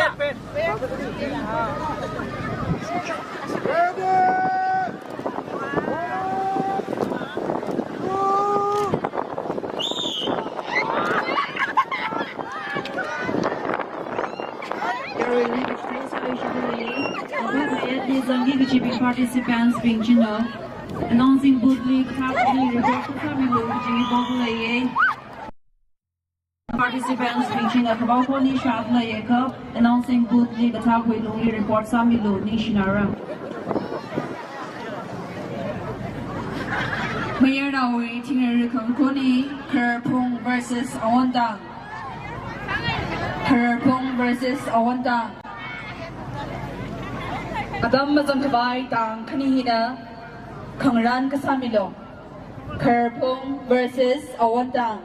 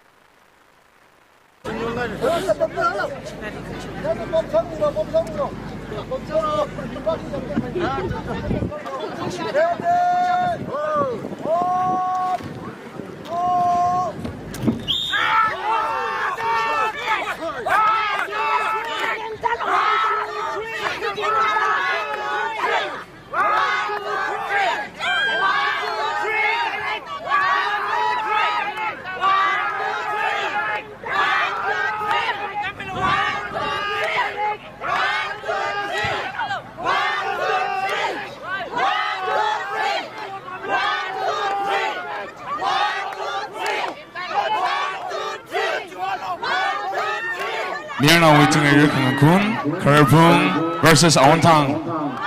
Kerpung versus Awantang. Walkoni Shamid Lake, Crown, Alumni Katagua, Alumni Kazang, Loni Shinara. Atom Mazang Saksay, Kerpung, Kala Awantang.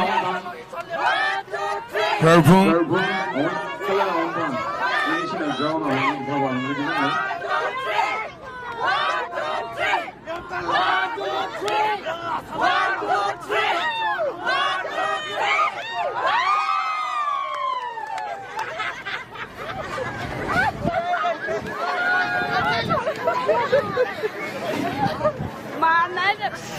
China waiting a Kun, Meizailong versus Konghang Yi.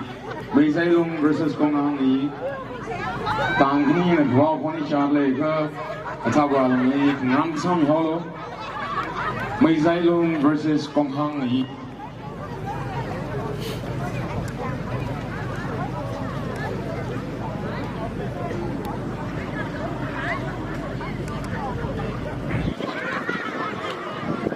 Meizailong Konghang Yi, Nanisina Kangran Saman Lega,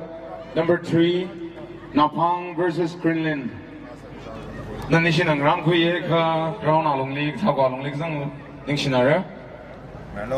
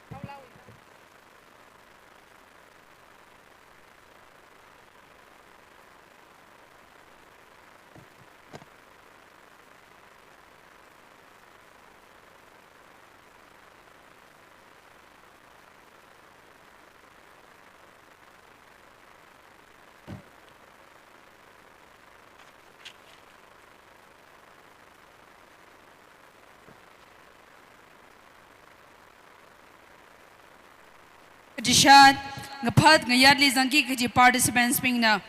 kashabay na dangda adamazang kawai aming mamisangrang ka announcing putli report kasamilo ngapat ngayat li zangki kaji participants ping na announcing putli report kasamilo ni shila kaira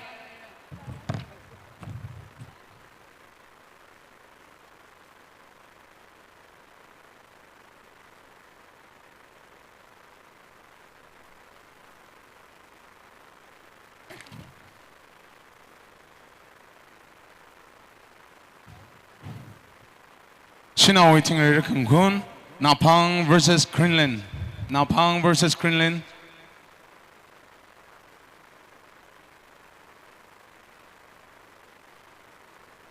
Napang versus Greenland. Greenland.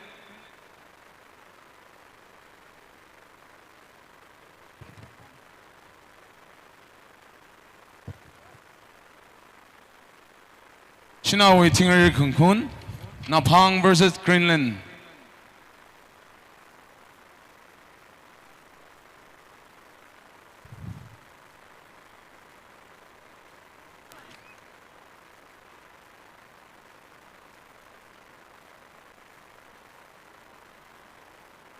Napang versus Greenland. Makra tang chi on laka minute panga langaya ka wakawan miora chena katak tang ran milo nixnara. Napang versus Greenland. Napang versus Greenland.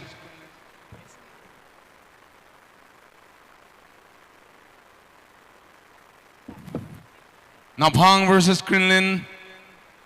Kun mamandale laga Maizailong versus Khokha nani shidang hina khangran same salo atam mazang sakse Maizailong versus Khokha shina waiting re khun Maizailong versus Khokha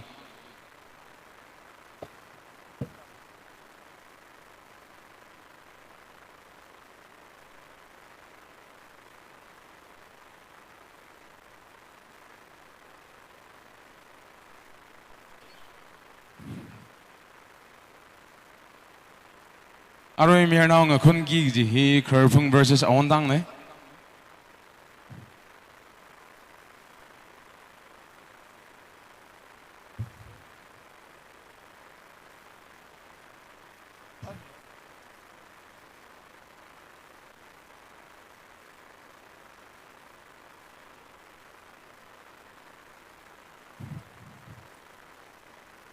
Pangran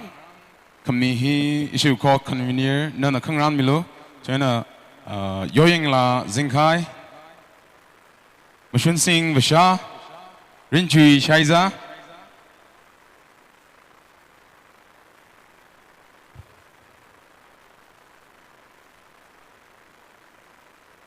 co-convener Mr. Swaraj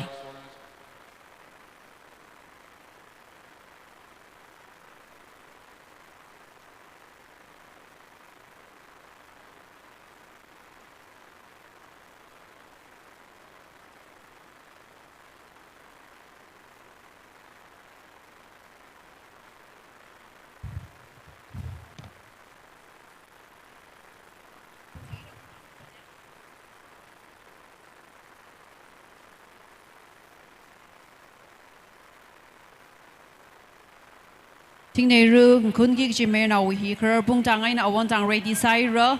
อารชินาวิฮีนับพังจังไงนะกรีนแลนด์ละเรดีสามหงตะเลยจีสามหงตะเลยแล้วก็ชินาลินโนสังสังไงตะเลย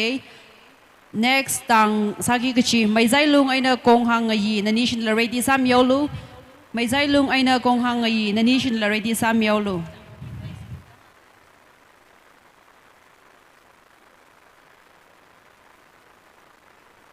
leader heroes being the tom hili later leka leader heroes announcing putli report kasamilo leader heroes na tom na hili later leka kabaw ko ni shad leka announcing putli report kasamilo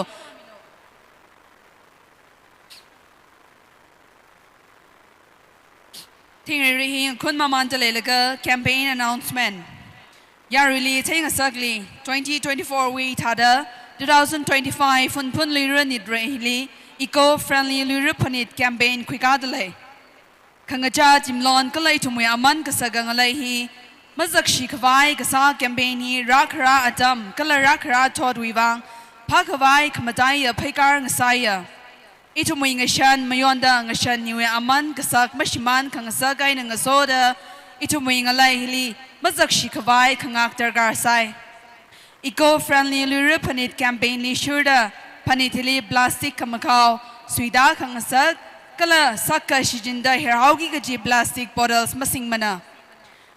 yarwi wi wang tur khong aina paper cup sai mi delai kaji chawi tur bottle singjat ngro khwai sakla kaina gasat delai kala kamakau ayur ngata teida gazip ka khoi akhong khaimi ka hai ji shur khwai boli awo ayuwi ngashan khamayon aina ngasoda itumui environment nga khuisa gaji yarili sakla kaina gasadli achiwi eco-friendly LUIRA PHANIT campaign hi and fogger to escalate driver go wi khang john aina zangda khuigana phakamaya akamagaho chui shongfu achiwi otsa kaina hopogra environment masak shikwai kasahili itum khokha salaksa campaign hina national lila thaithang mai ngasakta environment li masa gzu otsaki shurng sakta lai athumna leader heroes ta zadalai kapha ot ngurut ka khili ka gadom saman la mitlai ning shila khaira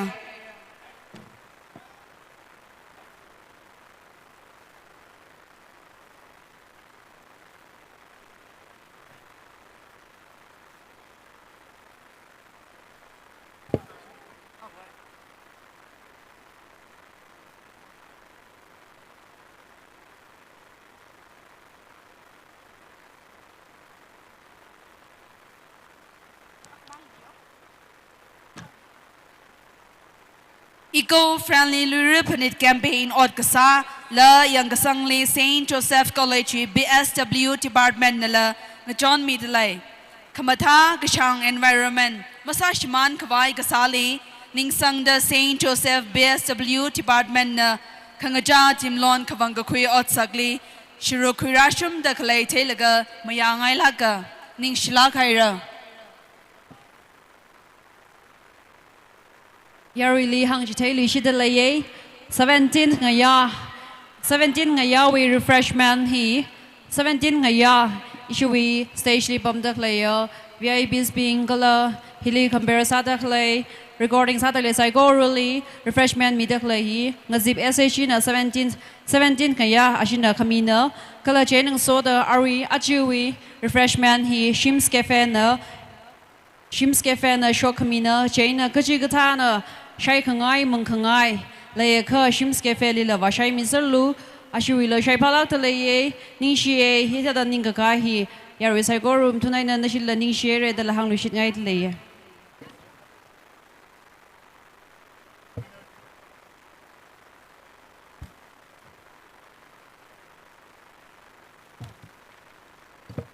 kajishan leader heroes natum na hilai delai ka leader heroes announcing budli report kasamilo leader heroes kala khar now bing nala athumai batch chain yang milaga announcing budli ka johora milo leader heroes bing announcing budli report kasamilo leader heroes natum na kwaw ko ni shadalai ka announcing budli report kasamilo ning shila khaira Arwi ting ne ru khang khun mer na wi chili Kerpu versus Awantang ng kun laga Awantang na yui kai na yari sai goro na Awantang wivang pang panglakay na kapemisa participants ping wivang kanini shu wang Arashinaw tingne rung kun ki chi Napangtang versus Greenland Napangtang versus Greenland ng kun ki kachina Kala Napangtang ay na Greenland ng kun kai witili may zailung ay na konghang ngayi shinawi may zailung ay na konghang ngayi na nishi na ready kasamilu anishi kukmusida na shiwi singaw sa nishira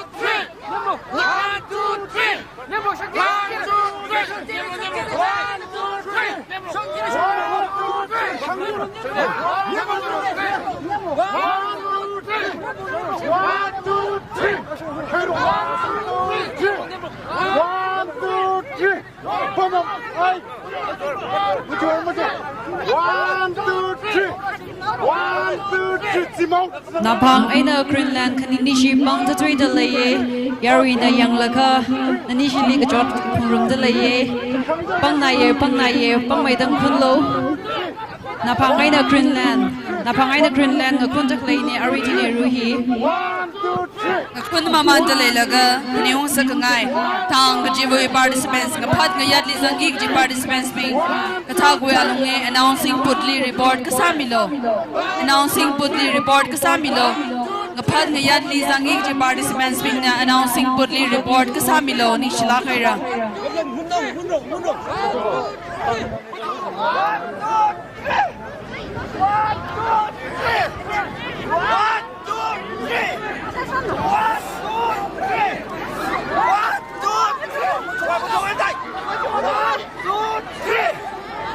Gapal ngaya duhiran mamantalay laga nungjan la li zangi kajitang participants ping nala report kasamilo ngapat ngayat kala nungjan la li zangi kajitang participants ping na report kasamilo nungjan la witili rai khangatat chuitili haula chuitili khangaduk all HUNPHUN tang chuitili zaibu kapar ngapat ngayat witili nungjan la rai khangatat haula Kangatut, Zaibu, Gapar. Hilizangi Gajitang, participants being the report Kasamilo, itu may adon.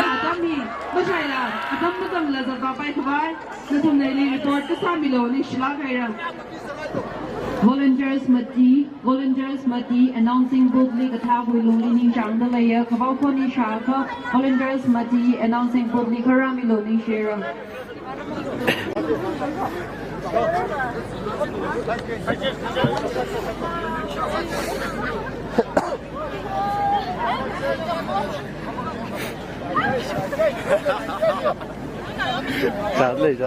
Sadly, yeah.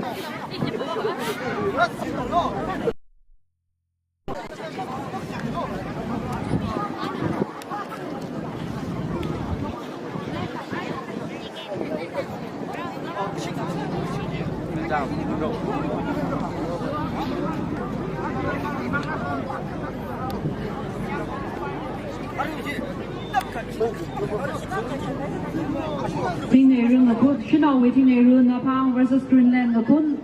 Cái đó là gì? Hi group mà chưa đó, xin nào với mấy giải lung versus Khong Hang gì nên đi xin ở cốt rồi. China participants ping chín nào. Ready ka sa min lu ka thak kun ready ka sa min lu ka ji hi pod lai ye ni share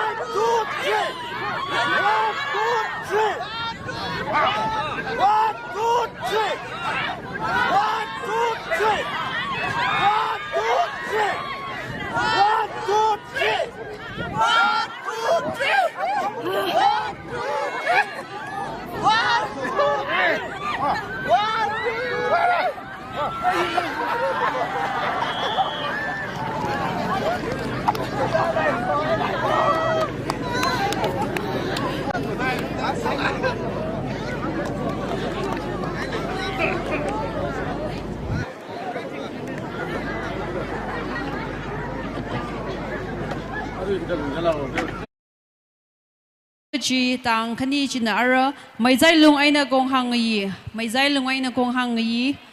ani sing khun ra mai zai lung aina kong hang yi we participants being the crown report sami lu katha koi lung le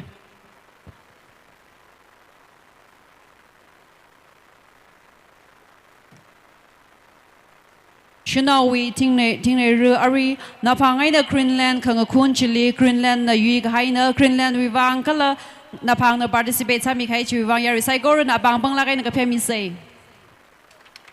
ning shera ara Shinawi ting ne ru mai zai lung versus kong hang yi na ni sing khun lu shidra jaina participants being na atam mokhui la ground li ka tha wi lung li report sami si ja ning shinara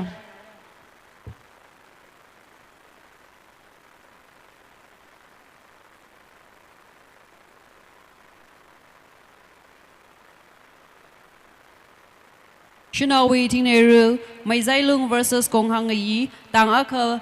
report sakai ta thai le akha shla ready sa mung le na ni shina ka tha koi lung li mi pela kai na report sa mi si chani shinaura atam khoi li la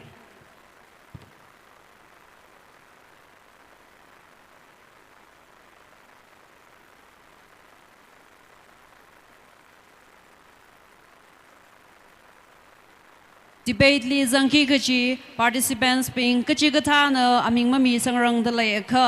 tang na yang sang mi la ka katha koi lung li announcing put li report samilu debate li zangki kachi participants ping na khawau khoni shat lai kha katha koi lung li announcing put li report samilu ning share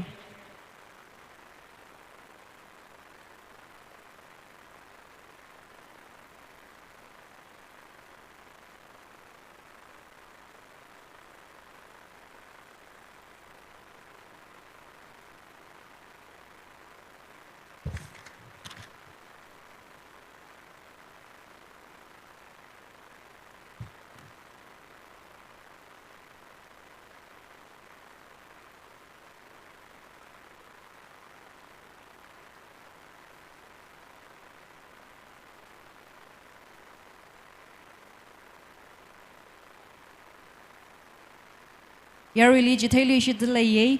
LUIRA we marathon race aju 4 pm li briefing Sarah kala akamapung taruk makai aina yong pokra jaina briefing him miss masak khawai aju 4 pm bung mati gata damli report samilu kala marathon we t-shirt kajik thana quick ngai le kha ten kahunga chili loba shakhani aina wa khoi milu ni shinara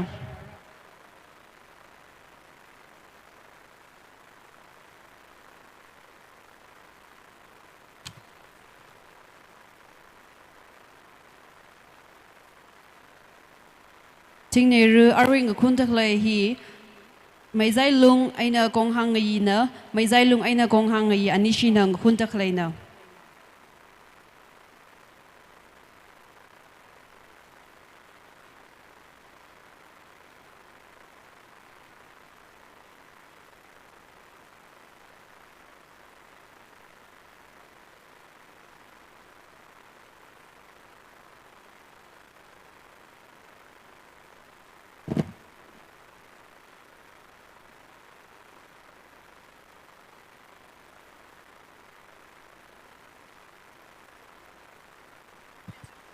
ทิ้งเรื่องขังคนเล็กกับสัตว์จังดักเลยต่างๆไว้นะมีคณิตลีลางไม่ได้อารมณ์เลยมาจังมีอะไรมีคณิตลีลางไม่ได้อารมณ์เลยมาจังมีอะไรนี่ชิลาใครละ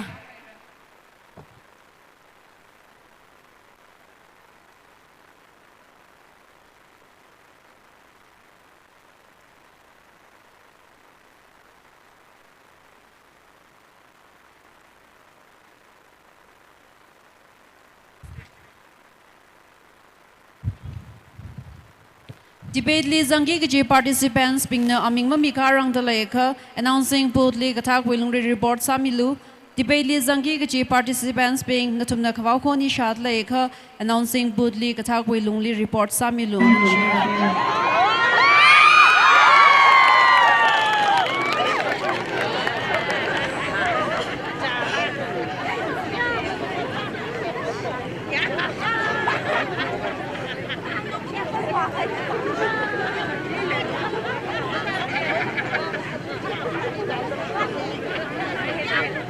Thing này rừng quân của một xe nữa ngập phát này debate Singara debate của hai vị trí lung chân lại Singara chế nữa cứ chỉ có participants mình nữa rằng cái ai chậm xí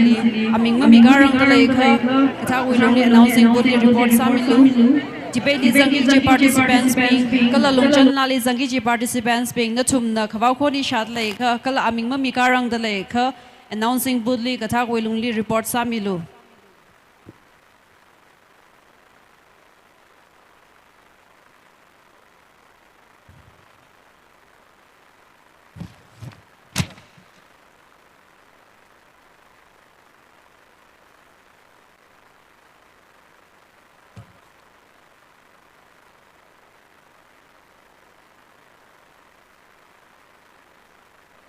Ari ting nei rung a kun tak le hi mai zai lung aina gong hang yi na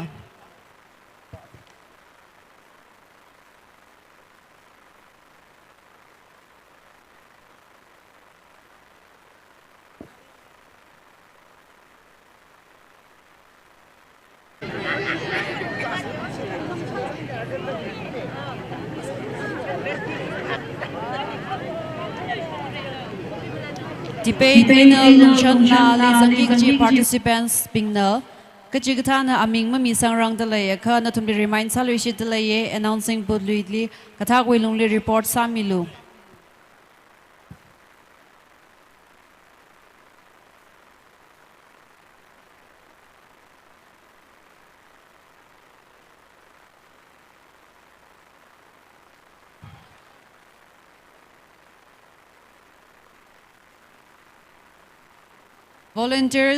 volunteers khani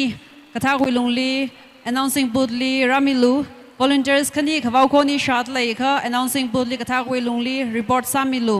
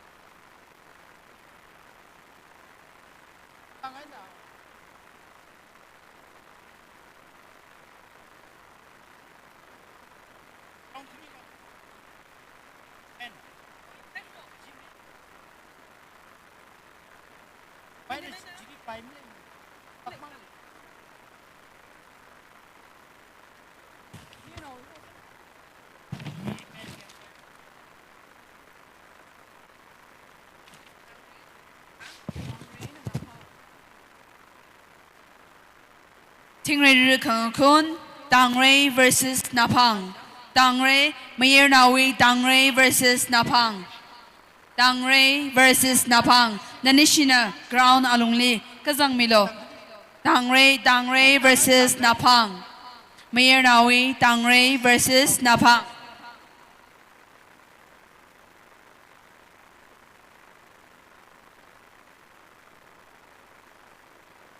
Shinao Ishong Aung Tang versus Luyai Nao Tang. Aung Tang versus Luyai Nao Tang. Shinao Aung Tang versus Luyai Nao Tang. Mayer Nao.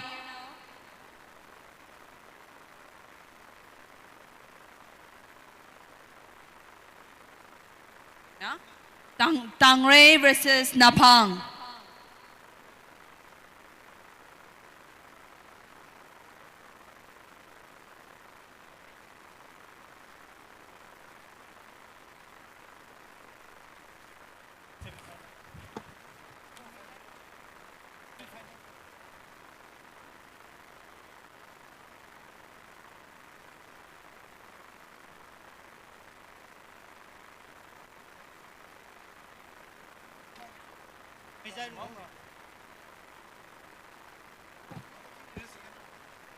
Tingray ru shino ari last match Maizailung aina gong hang yi Khang khun chili Maizailung na yui kaina Maizailung aina gong hang yi kanini participants kani wiwang yari saigoro na bang pemiosa.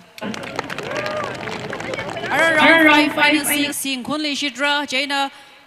Kawau khon hi shat lega dang bin la ready samilu. Round 5 Ili Mayer Nao Ishong Tangray versus Napang. Tangray versus Napang. Nanishina Adam Mazang Kawai Ground Li Kazang Milo Nishilagra Tangray versus Napang. Round 6 ne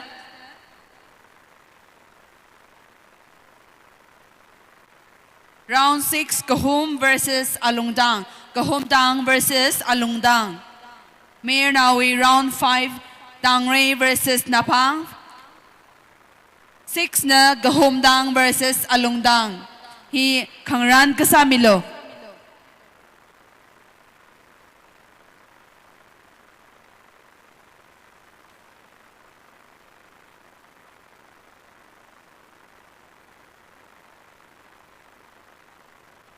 Shinawi Tingray Aungdang versus Luyai Nao Tang.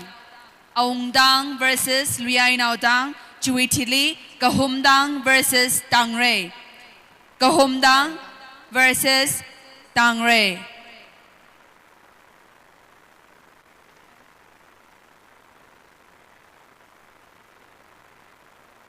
Mayer Nawi round 5 Tangray versus Napang. 6 Gahomdang versus Aungdang. Gahomdang versus Aungdang. Tangray ay Napang. Tangray versus Napang. Ready Kasamilo. Tangray versus Napang na ready Kasamilo. Shinawi Shong. Aungdang versus Luyai Nao Tang. Aungdang versus Luyai Nao Tang. Ready Kasamilo. Ning Shilagra.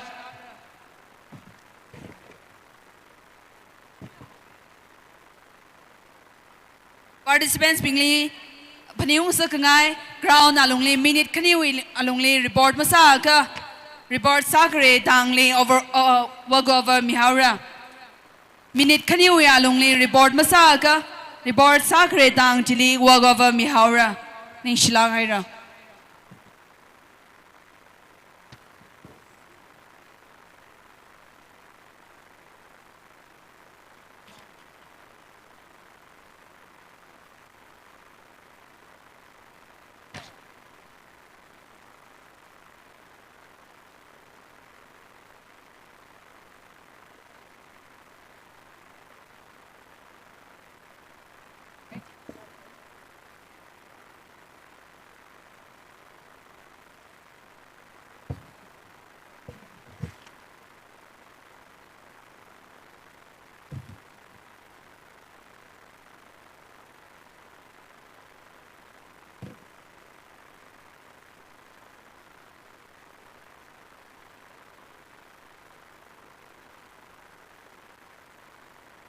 debate we yarili chithailu shidalaye debate we Lord he should kawai saura chaina kachigata tangna aming mamirang dalayaka participants we aming mamirang dalayaka natumli remind salwi shidalaye announcing budli kathak we lungli report samilu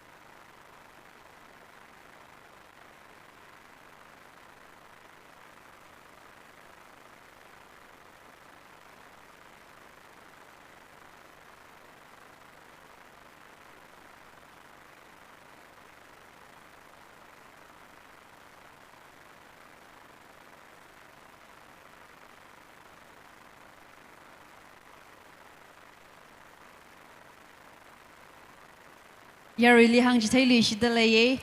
marathon LUIRA we marathon race we wang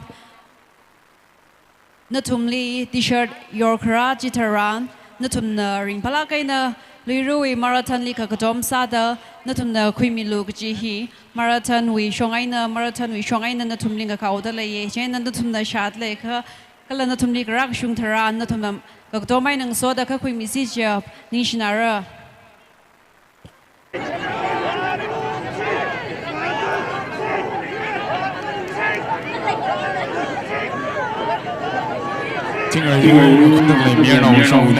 versus Napang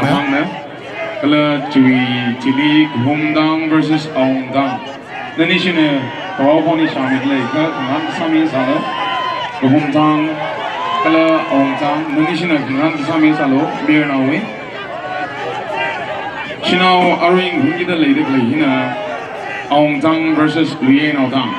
Aungdang versus Luyen Audang. Chili Humdang versus Tangray. Humdang versus Tangray. Humdang Kala Tangray na national. Rang Sami Salo. Tam Mazang Saksa.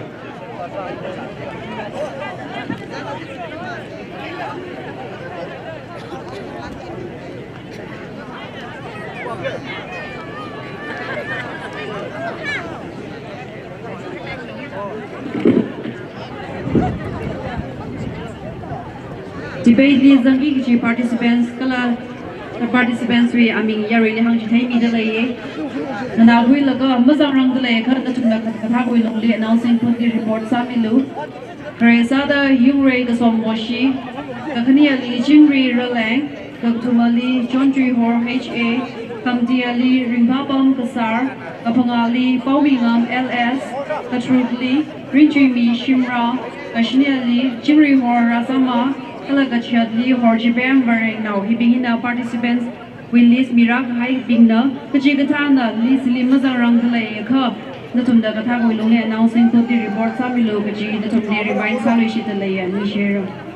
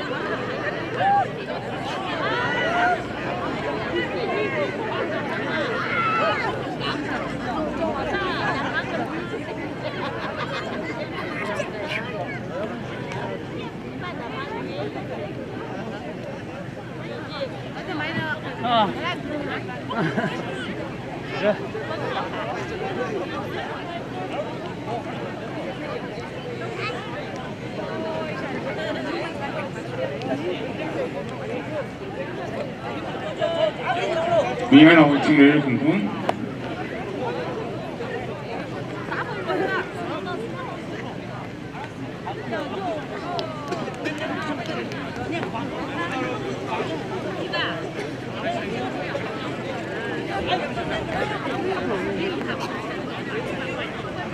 Khokha versus Khokha.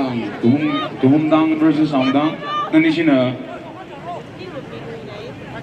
ngang kasam yolo. Khokha versus Khokha.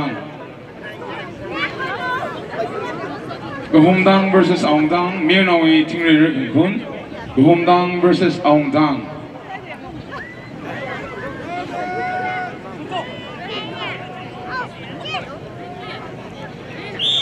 Tang kani na Raokha chami ka along ni kisam meaning snare. Khokha versus Khokha.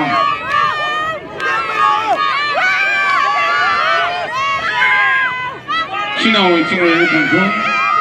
Khokha versus Tangre. Nani shina la rang kisam ya salo.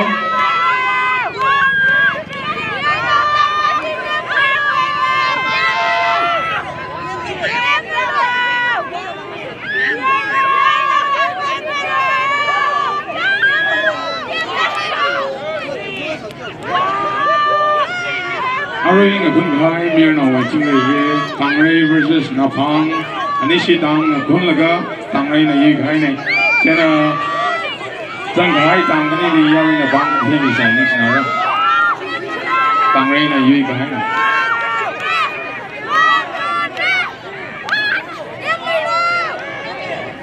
King Kun, Paul the Glaving Dilly, Tangoga, the 9 hour call yellow Nixnara, the 9 hour call yellow.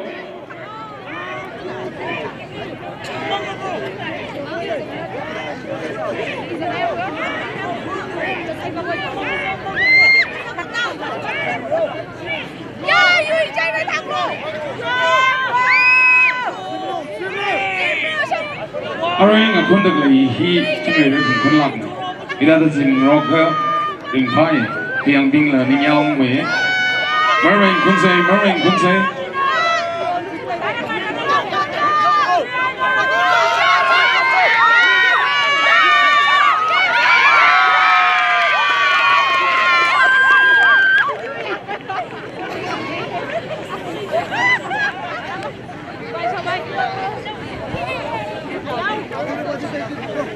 Original Kundagli, he Khokha versus LUIRA, Khokha versus LUIRA. Jena Thamashai Pai, Khokha versus Tangray National Ran Sami Salo, Mirna Wishong, Khokha versus Khokha. Khokha Gita Lady, Nukumu Gigi, Khokha versus Khokha. Picture of some in a Khokha ne, Lakwa. Lady Savaya, Shijina, Khokha.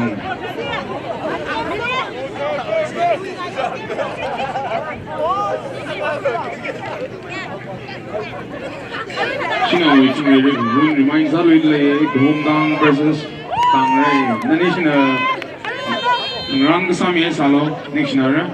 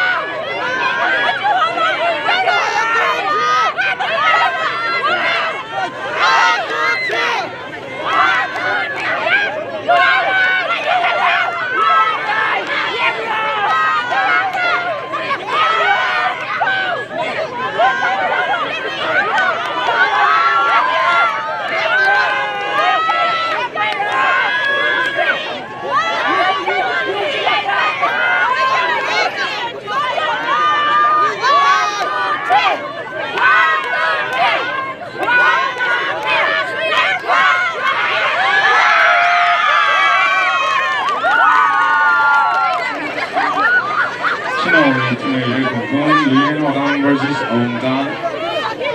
Ari Kukhaiji, Luyen Wakang versus Aungdang ne. Zim Rock laga Luyen Wakang Yuher. Yaru na bangka Pimise. Ari Shino Tingay Kumpun, Nawasada, Knawali.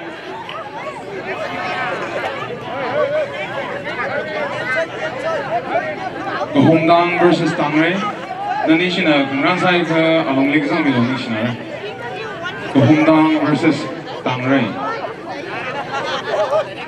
Mirnong Kuno Kiki Khokha versus Tangdang.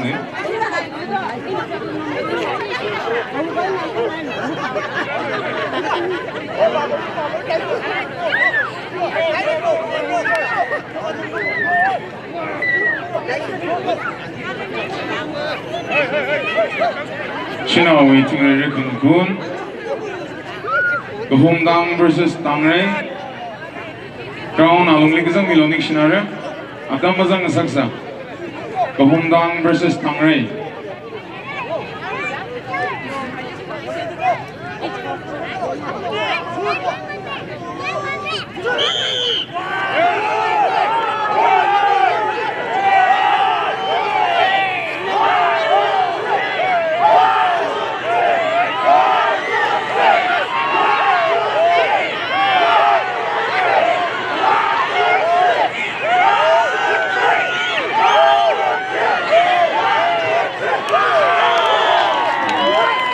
First round he Aungdang Yuhera. Round the piece of her.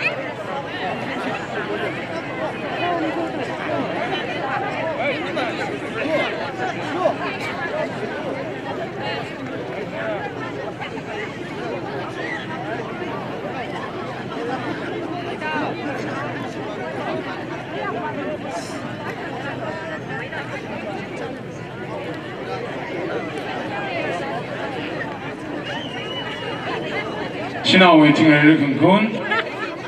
Khokha versus Tangray. Khokha versus Tangray. Adamazang Saksay Nishinara. Khokha versus Tangray.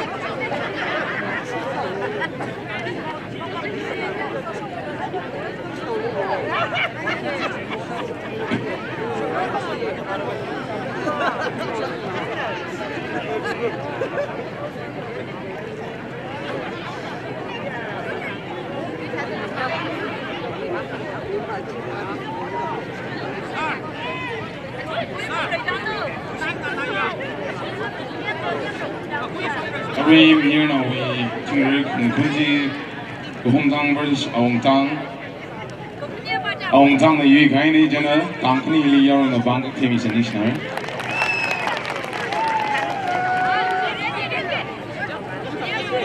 Tingri he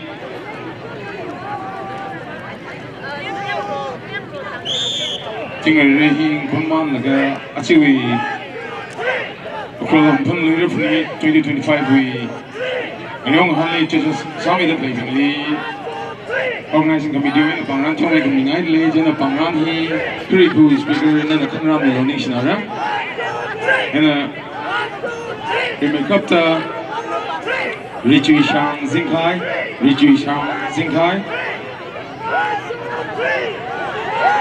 Rukui Tungsa Ringamla Shimra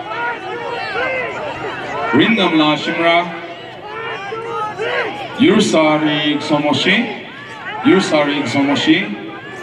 Manchung Shaiza Nothing the Vaw Pony Shamyaka stage we say Shongra Laga Nahu Bangani Kurang Rankumilo we make up the Rijishan Zinkai Rukui Tungsa Ringamla Shimra Yursari Xomoshi Manchung Shaiza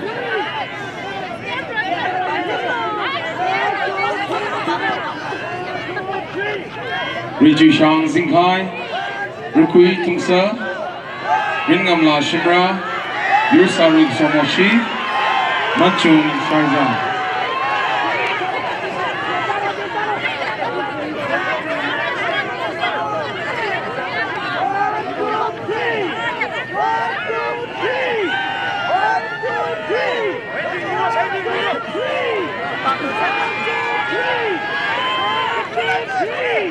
Jilla Maidati with honor list. Not honors the Lee. That's what we Bangan Krang, Ran Big Vine, not Maming also make it. Angam Shaiza, Timabur, Vauri El Shimray, Jiching Room Tao, Changri Pao, Vishum, Kuirang the Kui, the Sompang, Dr. Sarah Gashum, Tamayo Gashum, Ningshim Shaiza, Tochang Likam, Ringpami Rugui, Songam Rugui, Asher Rilang, Akan Rilang, AS Ningmi, Elvis, El Shimre, Rinyo Gishung, Singyao Gishung Shimre, Soya Cosmetic, Lucky Store, Yours Cafe, Stephen S. Nongtam, Vishal Megamart, Vishal Manager and Assistant Manager, Larry Shang Pungshok, Natum Nagwa, Pony Shamaka, Stage Nashongra Laga, Bangranawi, Organizing Committee Mingai Lay, Natum Nakrang Rankamila Nishnara.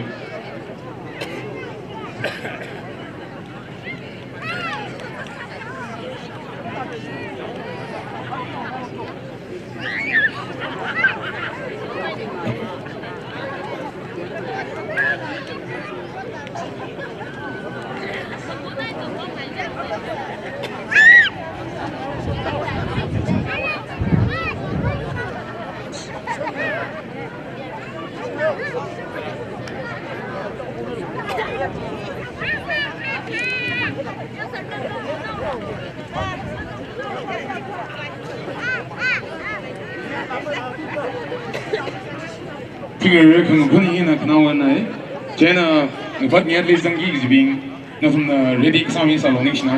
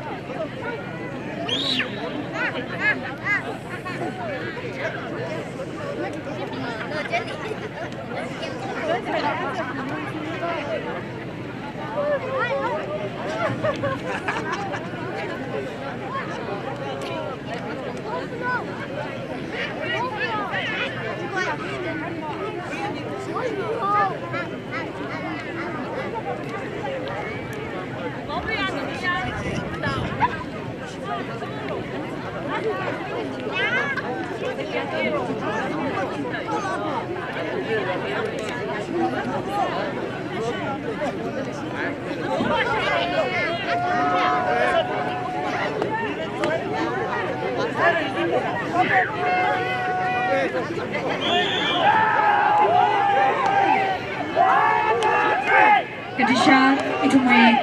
napat ngayayay na rai kamatati rip the sahara napat ngayayay na rai kamatati rip the sahara jena tuwi rai kamatatu judges pingala kangran kasamilo rai kamatatu judges Shangrai Kai Rukui Godfreyson Zinkai David Sareo rai kamatatu judges pingjia Shangrai Kai Rukui Godfreyson Zinkai David Sareo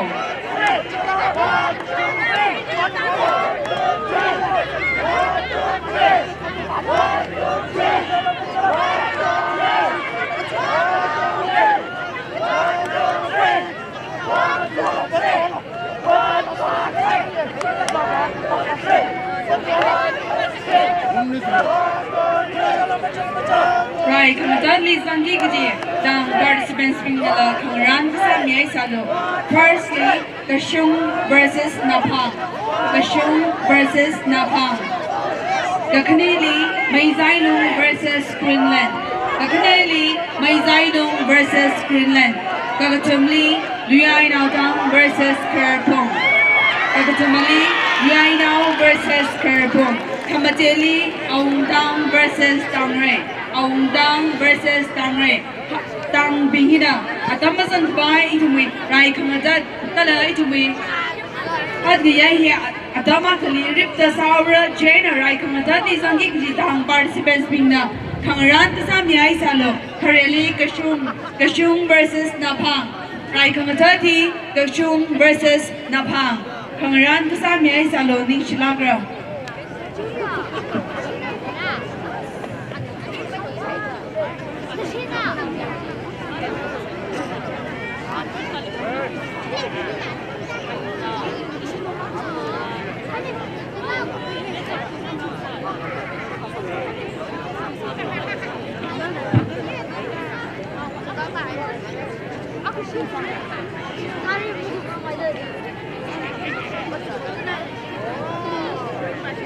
Tiếng người Việt không bình chỉ nó thông là sao ai cái backstage song nó thông là chỉ run made it organizing committee ng run made lấy cho nó chỉ nó thông là sao ai cái chỉ song các bạn sao mình như thế nào writing third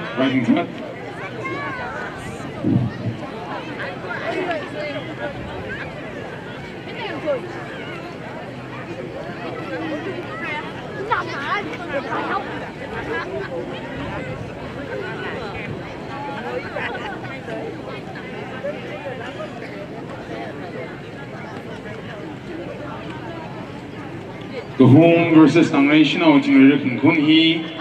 or Kaship Kaine Jena minute Kutum Nasam Laga now final hing Kunra Nasama Mandalirga Raiking Tat Remake up to Kashungtang versus Napang Nanishina Kangram Yoloning Shinara Atam Mazang Saksa Kala Patniat Lizang the Clipping, not on the Kangram Kasam Yolo Raiking Tat Kashungtang versus Napang Nashina Kangram Yolo Nishinara Tinger he Kun Guk Highway Tilly Atamazang La Hopogora Jena Kashungtang versus Napang Nanishina Kangram Kasam Yolo Nishinara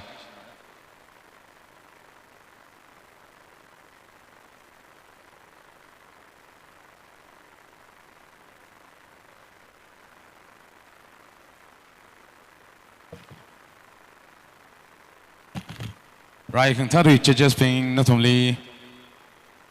Kangran Samik Vai reminds Samidly, writing that we judges being Shanghai Kai Rukui, Godfreyson Zinkai, David Sareo.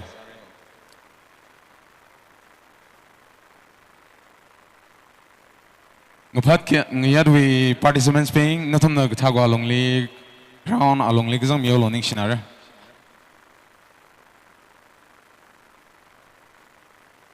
Volunteers Kani, Kadishad Volunteers Kani, announcing Budli report Karasa Milo. Volunteers Kani, announcing Budli report Karasa Milo. Ning Shilagra.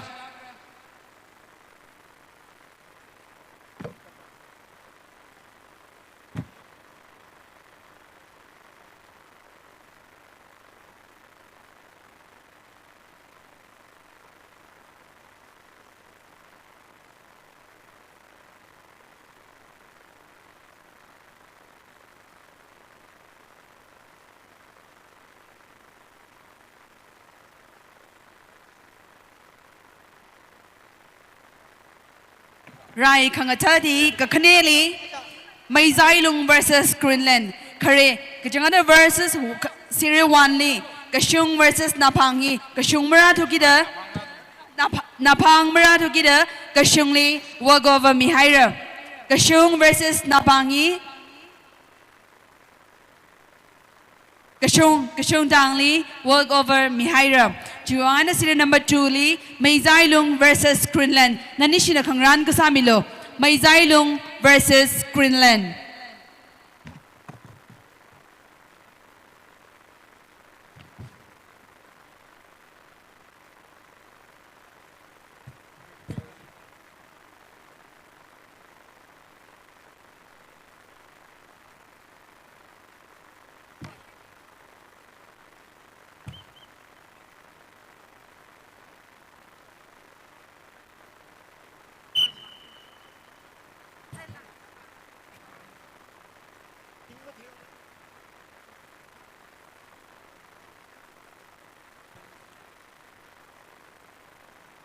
Ngapat ngayay li zanggi ji participants mingja, Yungray Kasomoshi, Jingri Rileng, Chonchu Hor Heche, Ringpabam Gasar, Baumingam LS, Rinjimi Shimra, Jingri Hor Rizama, Horchibam Verengno. Natumna Kavaukoni Shadalayaka, Adambazan Kavai, Groundly, Kazang Milo, Itomuing apart Ngayahi, Sabai Kavai, Hopok by Kavai, Natumna, Abamili Layaka, Katagua Lungli, Groundly, Kazang Milo, Itomuing apart Ngayali Zangi Kijibinjia, Yungray Kasomoshi, Jingri Rileng, John Juhor Heche, Ringpabam Gasar, Baumingam LS, Rinjimi Shimra, Jingri Hor Rizama, Horjibam Verengno. Jane and Soda Ariwi, Ngapat Ngayewi Chajas Pingjia, Ramayo Jipang, Ringamla Shimra, Karkwi Rileng. Ngapat Ngayewi Chajas Pingjia, Ramayo Jipang, Ringamla Shimra, Karkwi Rileng.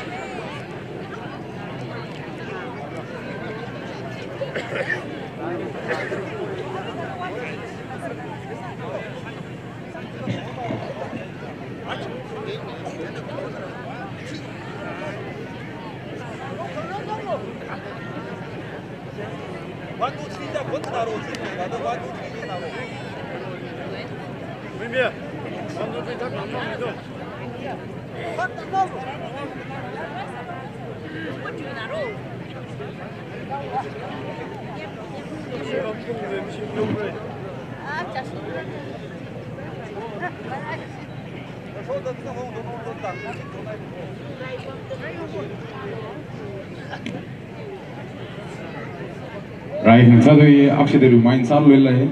Serial number 2, Maizailung versus Greenland.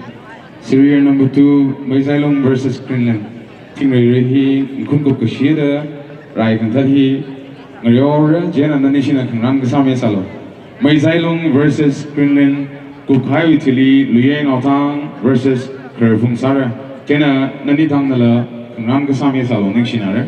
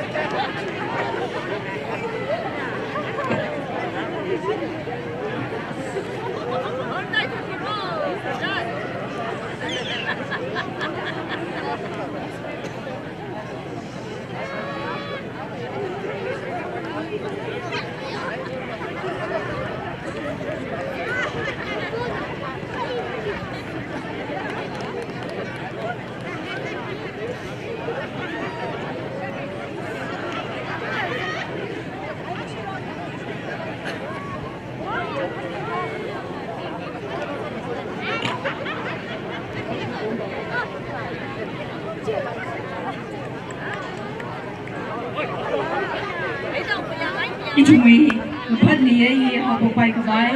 judges li Adam midlay mapatni ye hapok bai kabai judges li Adam midlay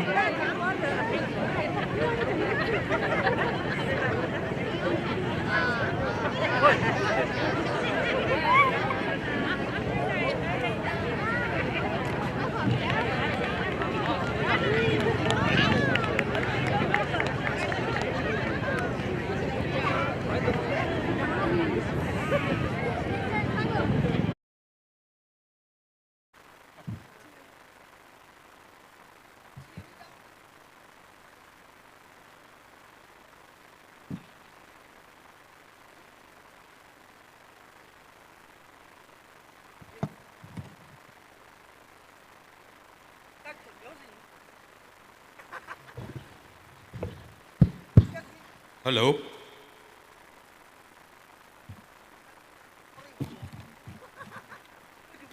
Kazip tak le psycho le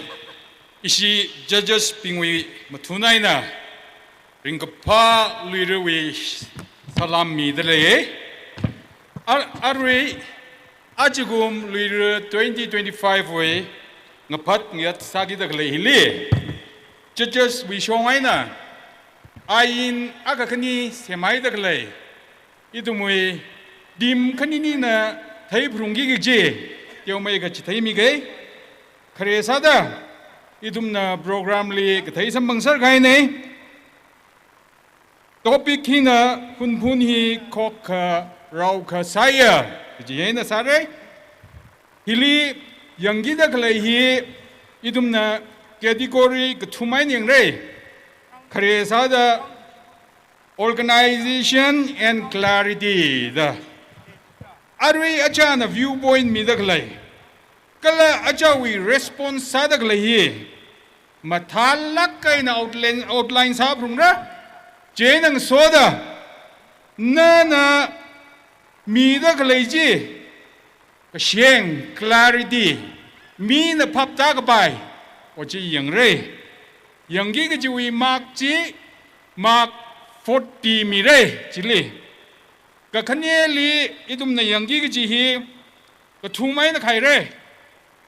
ใครนะน่ะยัดตะเลยจีก็ท่าได้ชิจินก็จีuse of argument น่ะก็ท่าได้กูซาตะเลยก็จีจีว่าจียังเร่จีรียังกี้ก็จีก็ท่าได้ยังเร่จีค่ะน่ะมีตะเลย points จิลีจีวี reason จิลีนั่นมีดักเลย points จีวี reason จิลีก็ตาได้ support ซะที่ reason ไหนได้ support ซะครับก็จี argument จีรี reason support ก็ซะจีอย่างรู้ก็ขันนี้จีวี close speech จีรี use of examples and facts นั่นยัดดักเลยจิลีนั่นจานซ้ำขมีก็ลักกี้ก็จังก็ได้ในชกดักเลยมีดักเลยจีวี reason จี reference ก็ได้แต่มีรีคราจี reference reason จี reference ซาลกะขมีจีรีอย่างไรก็จีวี close ซีลีจีวี close ซีจีรีอะไรริบัดก็ซานั่นขยัดจีนั่นกูซาจีอารีทีมากวักบ่าจันจำซาดาอาการน่ะคุณพูนี่ก็คือเราก็ใส่มาสามันนะก็จีนั่นก็ท่าได้ response อะไร no opinion จีเลยกาชุงลักไอ้น่ะ deal อะไรล่ะก็จีอย่างไร participants พิงน่ะทีมลิซังดักเลยใส่ก่อนน่ะมักสามิโลอารีหางไอ้ดักเลยก็ขันนี้ category way close ก็ทุ่มจีวิจีโอจีน่ะ40 marks สมบังรีระก็ทุ่มเลยcategory ก็ทุ่มยี่น่ะคิดเรื่องก็นวี presentation style นั่นนวีอาคนจีก็ท่าได้ชินเลยนั่นที่ไปชาลกันนั่นลาเลยสิริก็สาวมองไงน่ะสาลิกานวีอาคน voice จีอย่างรู้ก็ยัง do not voice อย่างไรก็แค่นี้เลยนวี gesture อย่างไร gesture เลยอย่างไรก็ทุ่มเลยนั่นฮิลิกจิบตะเลยยาร์วิปิงเล่क्याคือ convincing ซาดากูซาดาเลยกระ present ซาดาเลยกระก็จีรีอย่างไร presentation ลี่อย่างยิ่งจี presentation style ลี่อย่างยิ่งจี one tone voice two gesture three ลี่ convincing to the audience enthusiastic ซาลาไกน่ะลุงสันลาไกน่ะนั่นน่ะยารุยก็ท่าได้กันมินสาคราจีอย่างไรอารุยหังดาไค presentation style จีลีมีกี่ก็จี20 marks มีเร่อัน20 points carry สาเร่ก็ต้องฮีก็จีรุมละกะอารุย category ก็ทุ่มจี40 ก็ละ20ก็ต้องฮี100เนี่ยชาก็วีเนี่ยเจน่ะอากาบานนะบ่อาระอัตมสิงเร่อีตุ่มดีเบตก็ใช่อาดัมสิงห์พรุ่งนี้จีเนี่ยเจน่ะอาดัมมีกี่จีฮีมินิมัดติวิวังมีเร่สปีกเกอร์อัฟรีมินิมัดติริปมีเร่มินิกระทุ่มกระต่ายน่ะ warning bell มีเร่ warning bell ลีอารุยช่วย announcing booth ลีมีดักเลยดักเลยอาทุ่มน่ะทุ่มรี signal มีเร่มีกษีดาเงชลมีโล minute mati dai da jiri aksida kagagang jitaran point machak rimre ji yaris na tum psycho rili thei ngai ne arui hangai ji psycho ri mak samilo ara judges wi shongai na sangida debate li sangida klei na tum psycho rili best of luck ji wi salaga hobok pai vai wang so se ni slagai de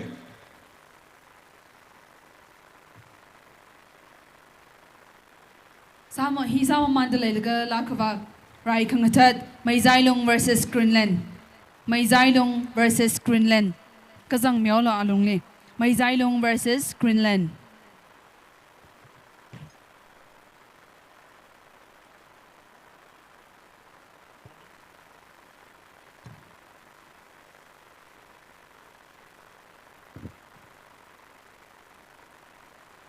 Aro wijili ngrum sangaga sake ngapat ngiat wijili matui kale matui re tui gipa movers pa jili kubai raga minute akha wiwang ali matui kwai atam miru shetri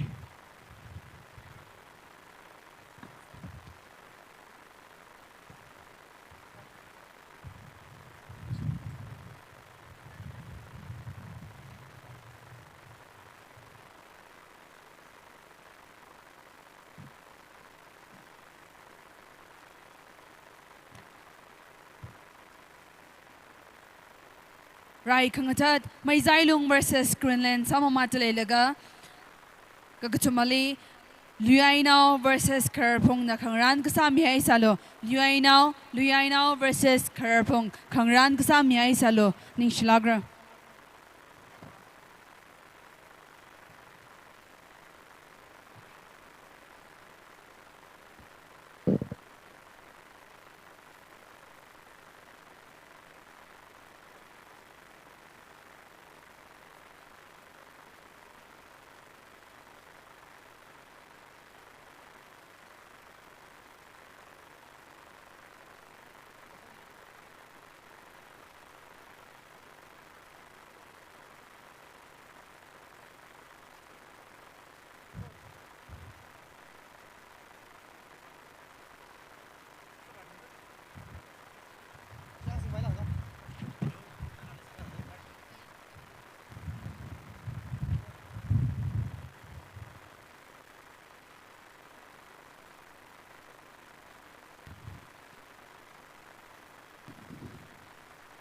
cái chỉ thấy sát lại ari rai khang thất sát cái gì sorry rai khang thất sát sẽ tới lấy được lấy hi hun được lấy là cái sát sẽ cái gì pol sinh ai lấy cái chữ vang là cái debate thì sam hung là cái chỉ simultaneously sai cái vợ con chỉ mới chào bài xin này chữ vang nên chữ vi rai khang thất thì hun được lấy là cái sát sẽ cái gì announce committee vi join hàng ra được lấy này cho nên chữ hun được sam sau sẽ ari hi debate khui ba khui kau se cái gì policy tới lấy ninh share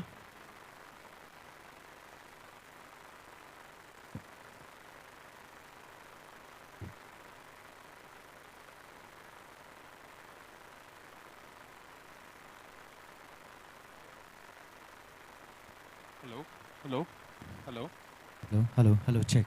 hello check hello itu mui ngapat ngiat di hobok ora China mover we Syria number 1 na tam khui milo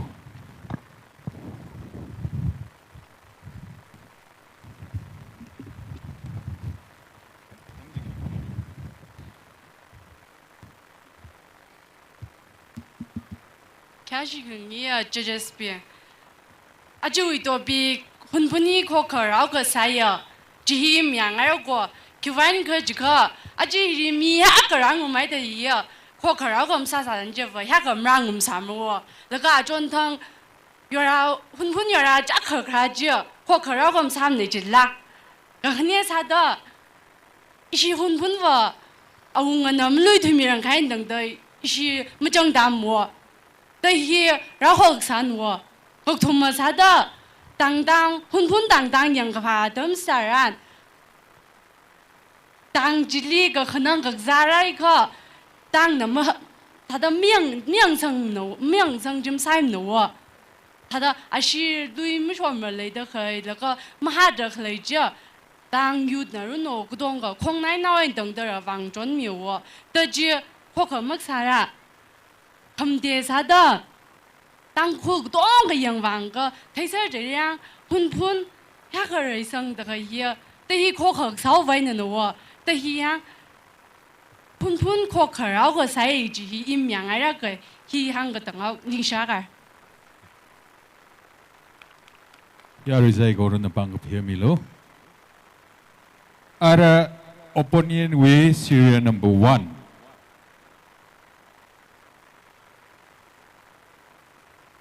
Aju topik here yang elak ina opponent chong ai khang ning sa dei humpuni khokha Raokha musam nei ji him yang elak khiwang lei jil ka itum na topic itum wi luira phanit wi program shok tharan first ina khangwi ki thei here itum wi tui hi changlak kho chang chili thing nei ru de sangai le de thing khnai nim de thing rei ru de sangji de first point jini in first point sanai ji lang mai da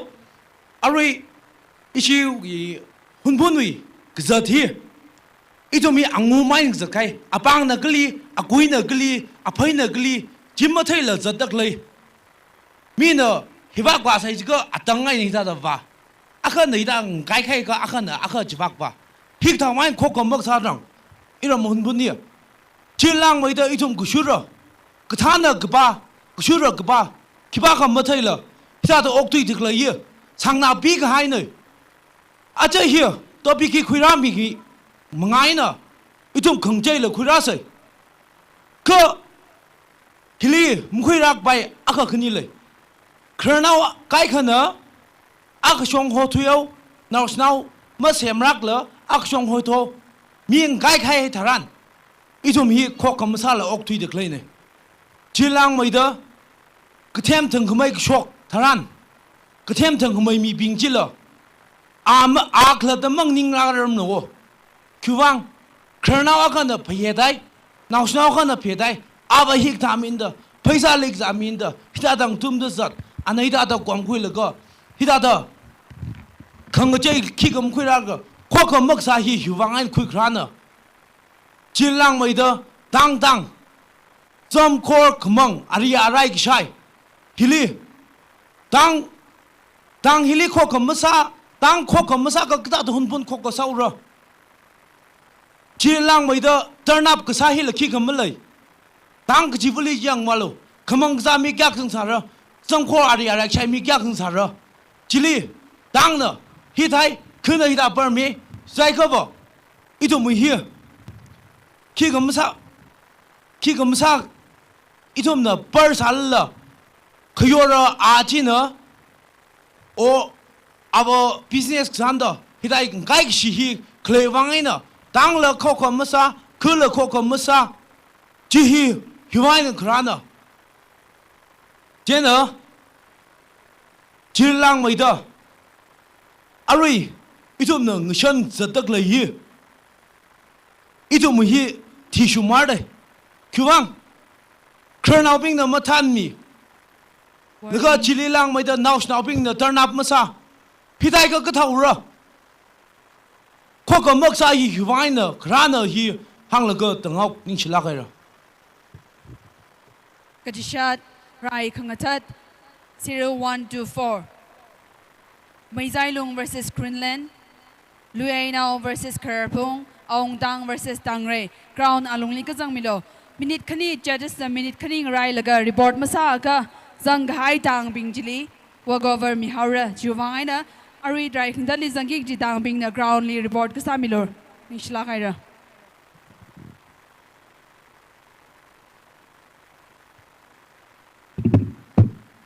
Shiwa dam jik hiang Milo.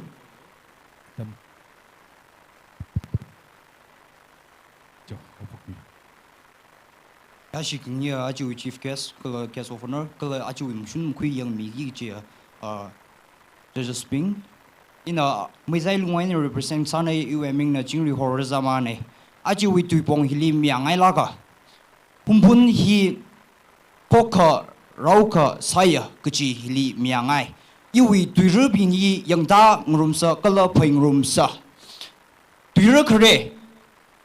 pumpuni khokha raokha salaga kchia kina ji teli gla ji kha yang walu aji rada khlei hi hi khokha raokha mak sawi wangai na itum riru pani thi myon da khlei la khokha yang ka sawi wang myon da khlei mning mla pumpun hi ngishon phari khamia khuram akhana Juiwang itum khokha raokha sada okthui da khlei mning mla yongrum sa hunpuni akai khani mning mna ka akai akhana aka sada khokha raokha sada okthui da khlei na yangwalu khuram ka daily new all atung azing da khailga awunga khanina mungda le awunga khanina yangsang da khongnai khu ringnai khani ji nang laga pomda le kha hunpuni yanglu awunga agana hunpun wona hangu bing kala khu binghili kzi guido khokha sada khokha raokha sawi wang okthui da claim ning mla iwi tuire yangsya kachia yanglu aji luira pani thili tangkhul mang hunpuman khokha raokha samning no tangkhul ahu bo khokha sakha vai wang hunpun no hona da kleina yanglu ngahan khangreu idumui phut khangreu wrestling idumui khongtu kili yanglu all tangkhul li welcome sadle chimang ning lo marathon yanglu all tangkhul li welcome sadle chi kaju wang an khra hunpun hi khokha raokha sawi wang an no tangkhul ahu bo khokha sawi so do idum hili kramning mala hi mom yang ai klo audience no yanglu nutum na ajiwi kipai hili shaki sa da kle no tuiro yangso iwi kyashi khngyo opponent na hangdle tang hi chom ka hong wi wang chom kamong wi wang kho kam ma sa thura yo hi chom li pian chi la no maning la no ma kha wi wang no ma zong wi wang ishi hunpuni khokha raokha sam le shila luira pani thi namaram da luira pani thi ishi hunpun mo myon mara chila nyangai la hi yanglo hoksa mok sai aya chino hoksa sai phai da hangrala jingkum kali sipan sing road jingham khle wiwang itum wiwa za do okthuina maning mla chita ka mai na ishi hunpun la kaka kata hi lei phulunga yanglo itum adungli chanpai puikaso kchi tharan ishi hunpun khokha sada mawamla khokha sada khwa wiwang hida do ishi hunpun li mino muchibat khleng maning mala ishi hunpun chanpai pheng room so chingri khai khuivra khwai wiwang khwa tharan no chilim mazang thula no mazang mada ishi hunpun khokha msam ni chishila chi kipali penchi do o tang nau no iwi kyashi khang yo opponent na ka hang yo arion national being kernali mushu thai thura yo akan na musho da zadaira akan na kernal nang dai da zadaira chidle kha chi kipali penchi do ishi hunpun ji kho ka rao khom sam ni shishila na ma ka zong wiwang na chanpai jilim ma wa ka zong wiwang ishi hunpun kho khom sam ni shishila yo ishi hunpun wa kho ka rao ka sadle na ma ka zong wi tui man no yonglu example sada MGNRJS time's up ki idum saikor no yo MGNRJS lo focus raokha sada idumi changrum de lai amokap so jiko time's up amoi vo shui lo ni shui lo no no wa mi de lai ni schneider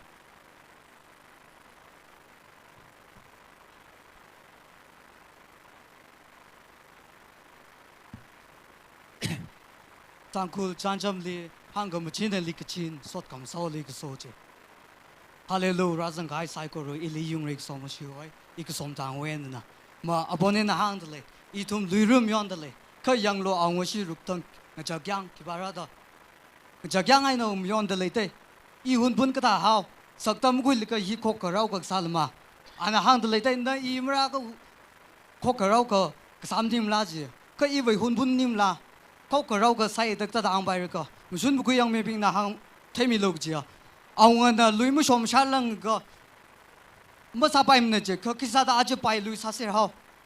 khai gap ma sa rang khai gap ma wa rang le ka sai ma ji ben bai mna ji ka aj wa ki sa da chen u khnang rok le Sun me kuyang me ping na phap ta mi luk je kum shrin da hangung naw na moi mu thot paim ra sa ma ka paim ra ma ka hang nim te hang da le te khak ma heng sang la moi ka phung dong moi thot hai te sa gap ga zat na sim li la mung bom thur te tha ka go ma heng sang ye khok ka rau ga san da hang bai la sun kuyang me ping na phap ta mi luk je I LUIRA I HUNPHUN LUIRA sa o se je tang ga ji da me ng lang ng pha ng ya han li ko azang ga vai ng ko om da ma kui Taka Khokha Raokha sa ngai wi ni ngai ma le la Khokha Raokha sa sai da ka da hang bai la sun ma ge bing na phap ta mi lu che I HUNPHUN LUIRA myo nu sa khung li le dak le tu kan bing li pai sang shai de le I HUNPHUN ba pai sang shai le ka phanit myo ni che Taka hi Khokha Raokha sa da va mani ma de Khokha Raokha sam ni ma de acha kum kip kya khan phaniung de le kha ama Alfred na ara dung stage che na hang da idum li suggest sa de I HUNPHUN pai sa gi bu syo shimla na shang ni ri bing shai syo mi lim po la phanit myo nu syo kha ka da haw a chi wa hang ga ma chin ka ma tha ka hang li wa yet ta le de sot ka ma saw li so bom de le de yang lo a chi shong fu sa u se je singum kya ka zang ni lam thai tu ro I HUNPHUN Khokha Raokha sa da re sang u se je I HUNPHUN ba ka phaning gai pak ka chi jau ka phaning chong me har de tha ka I Khokha Raokha sa ne da hang bai re la yang lo khong nai nau tang nau chinau ra mất lấy gì theng rock mất dom theng rock là cái bây giờ mới basic roots Khokha Raokha mà sao là cái Khokha Raokha sai I HUNPHUN Khokha Raokha sai đó cái thằng hàng bài lực gì mà chúng bây giờ mà yang mấy bên là phap ta mi lâu chứ yang lo aja Nagaland le first missionary Winter Clark te ali ao miur nang rock kui te chang le la them le la matha le aja ao miur na ta le te Nagaland le I HUNPHUN na William Patrick ruling rock kui te I HUNPHUN le ra na mo so mi tu ra cái itum Khokha Raokha mak sao wang itum atum khunuk li zat le dai hi muchun bu yang me bin na phap ta mi luk che I HUNPHUN na mukhok mil ga fasting sao so je shuruk thrali shuruk khuni fasting sabam le dai thaka I Khokha Raokha sa ne da hang bai la on jok ta akak sa ji li sai mu je se chen define ma sai se I HUNPHUN thuk mai mu chuk se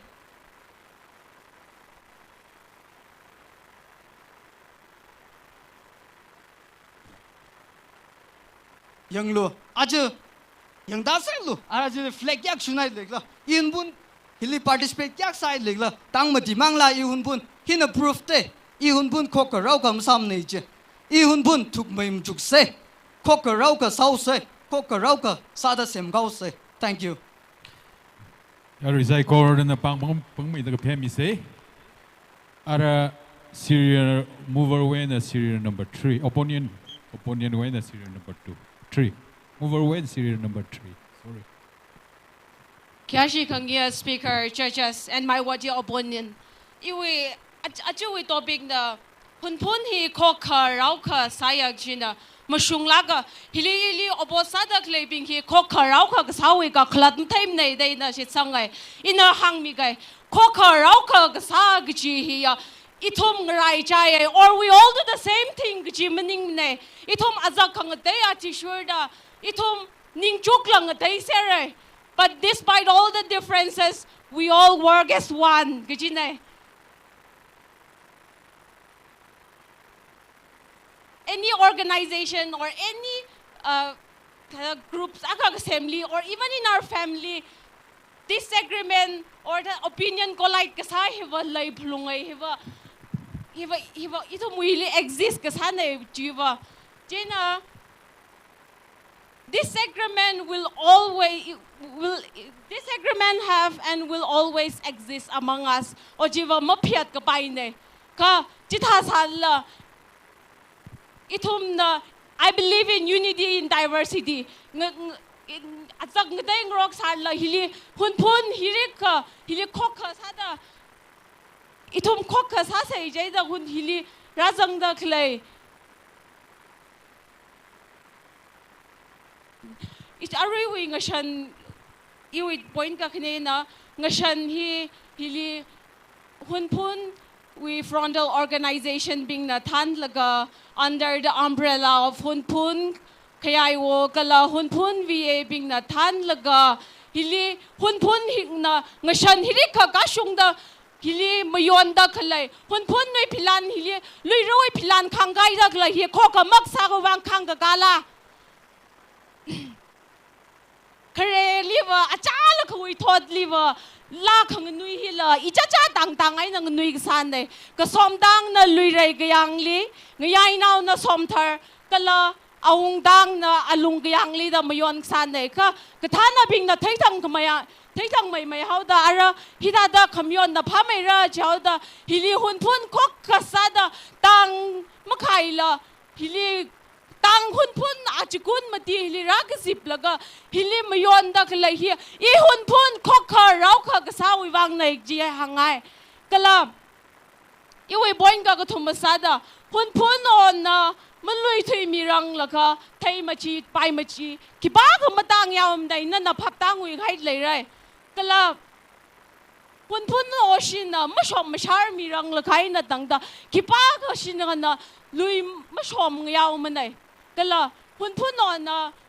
khali ot ka sak lai how da ach hun phun warning chan nga zegra jai ka hun phun sai ko na chi ngalang mi ai kala atang hili wi opponent na la kapayat ji mina hang ga ji thaili kapayat nei da khuya be open to advices my dear opponent kala sorry kala ngatai da za thao akhan group ngatai da za thao mushur khangai wi wangai na sir la go ji ji na thum I thum sai ko na sure I mean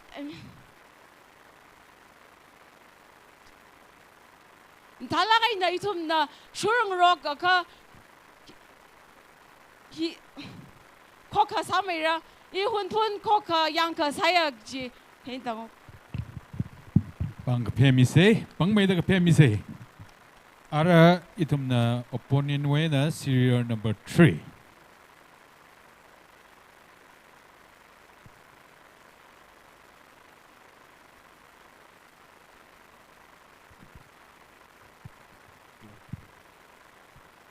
Lekyang Zin, LUIRA zang kaya kya shi kangiya, judges being hunpuno, Kernausen, Gler, Sot no bing. Hunpun Khokha, Yanka, Raokha, Saya, Gaji, Eva Mum Yang, I mani. Ari movers na hangdale. Khokha, Saya, Atum Kakalaji, Atumba, the Magatane. Khokha, he gachain a hobok. First, Khokha, Raokha, Kasahi gachain a hobok. Shimai na hobok day. Itum Shimli, Kasaiga, Yang Vasi. Itum we shimping he, Khokha, Raokha. Sadly, observe, a mave, a chonve, a vu, a va. Lishing rockta, Khokha, Sargo octid lera. Masamane. Some kamang, Ariarai Gishai, Hilipen rock certainly. In a Zam kamang wijili, Boynaga misange. Chia. Khokha masamne Kuivang, Zam wivang, Zam mang. Zam nara, Khokha magasai, Maning mane. Zam achar kai na mangrani. Ka zam mi kata da sizin laga ayada na zas wang sakshi kujui step mo kuila. Kam kujiba ma kam remra, masar remra. Zam ma yor bai mra. Ting sabra. Zam ma mang bai mra. Ting sabra. Masar sabne. He step queen wi gai ne. Yena Khokha Raokha kasahi la chilish man gai ne. Ka kne sada. Tang hili avushi de leye, mayang la de leye, avashi, shimmer de leye. Shimmer, mayang la, avushi, tang li Khokha, Raokha, salaga, what sang room de leda? Masang room ne. Mayang la na, the day na zat lay, ishin he sang I shimmer bashina, I chibaja, masaba imada. Joe, avushi na. Mirang allow with sidewalk, Dioguzango, as Avashiving Sunshinai, Joe. The Tangi young Gavataranla, Avashine, Avashine, now rapping ne, Khokha Masamane. Hunbun Khokha Raokha Sai Jishila, Masamane. Go to Mali, Katana Bing, Katana Saulu, Gijitaran, Mimalim, Hunpunli. Laga Katana Nakasadaran, so what do we so say? Example Lakasada. hun phun lui ru wi wang itum na ri yang de le stage ma thara kai ma taran decorate sai re hili tang mau yut nau bingli ot ra sang chilo gu chi taran miang la ka ya ka ra da hi khok rao ko sa la ka sa bing ji na sa sa re lo ka sa bing ji le mang ka sa bing mang we ma mang ka sa bing ka chi le li Warning. mang ka za li pheng la e we point ka ma de na a chon thang yura phazatli a vun hang pedigree college phal la shil la manipuli ramai thui gi college ne hi ki wai number ai sang thu hun phun li le ne ka tam ka shi na ri ga sang khurai ai je ka itum wi ka tam ka shi shim le le hi itum matha khwai ri sang khwai ka chili sali pedigree ther de ara tha da ka ti no tha da thi na nai le dak le ne da itum ka tam ka shui wang itum ching ka ri vai san le ra ma sa ma ne khok ka rao ka ma ka sa wi wang ne ka phanga li a chon thang yo la chil la hang bo mai point ka phanga li MLA a char ka hun bu ni MLA le sai ara ki wai na ma le chu mi a ga ngning le ga hun bu khok ka rao ka sa sa ni je ba a chu itum mai ma li hun phun wi MLA le sa ra de ka khok ka rao ka ma ka sa wi wang ma ka le ni shla ga Yaro is like go and the bang family say. Our serial number 4. Move over we fall yeah to me.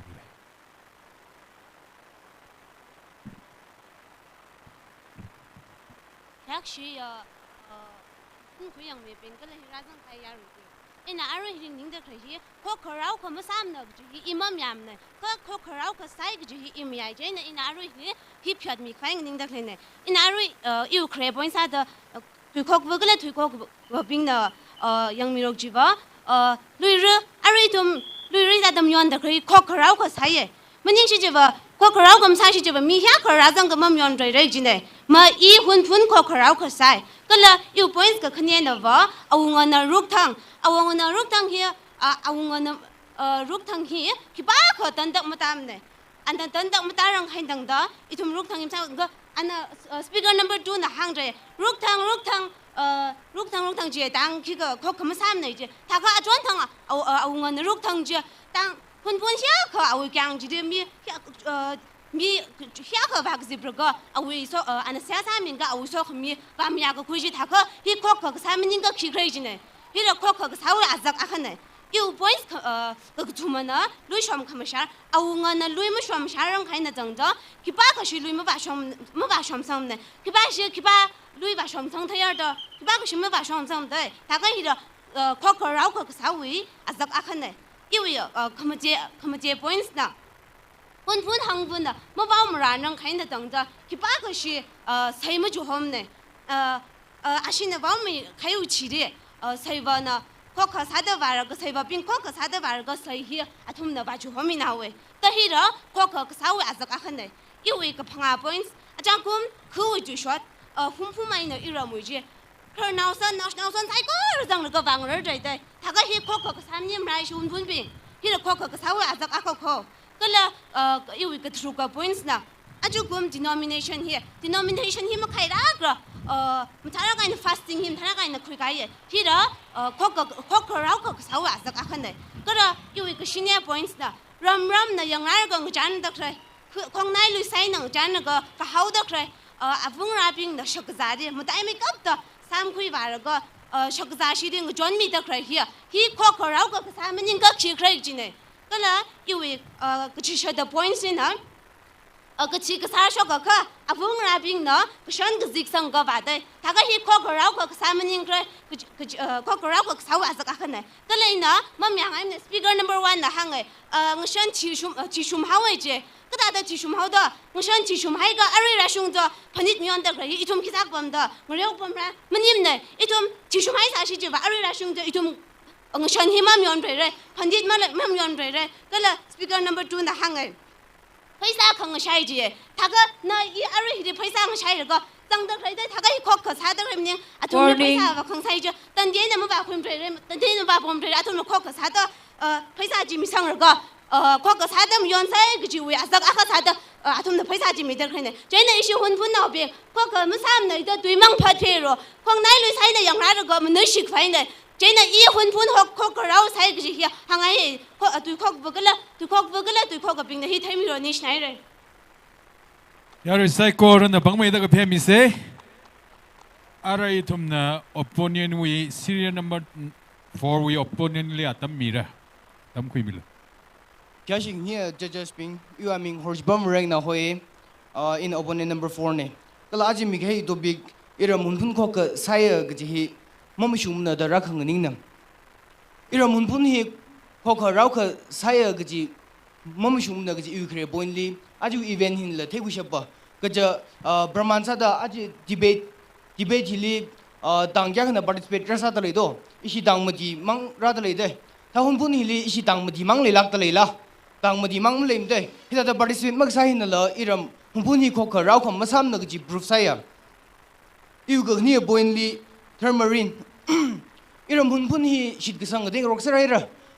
Catholic STA Baptist ngadi di da khang roksar da le de thagai khokha Raokha sala idum khokha san shi ji ba khamushunga ji phashok da thermarine a hen na khokha yang ga sa da octing room da le de ka iram khokha Raokha masa thua Gauthuma boinli osak makhang room itum shit gisang khang room bing mansa pramansa da pepdis ng seng seng la kisa shu church ngati da sem kang rok da leide kala Christmas mansa ngati da myon rok da leide thagai khokha Raokha sala kala serial number 1 na hang khai tha ta yorla gchunga khrau wang in na khokha sai da hang baya ajon thang yorla gchunga rai mai ka atum na special number mirror da atum shokhang ni adam thran ning sang mi phai mi Mujungdam le thudai yang kada tam thran ava aka khani theidam ne jungdam malem ne gala langmei da yaron ngala jungdam them te thaka iram hunpun ni le yaron ngala male la mla hisan am lem rakhla night entertainment li yang lo yang aka yaron ngala na gujunga na thaka jiu yaron ngala jiba jon thang kali wau to hisa dam khrai wang in da idum khokha Raokha masam na gijina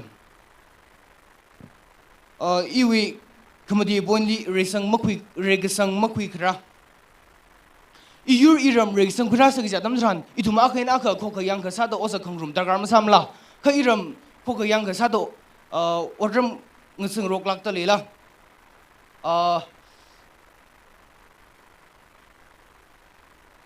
iram ning akhain mazat dalimde election kra damdran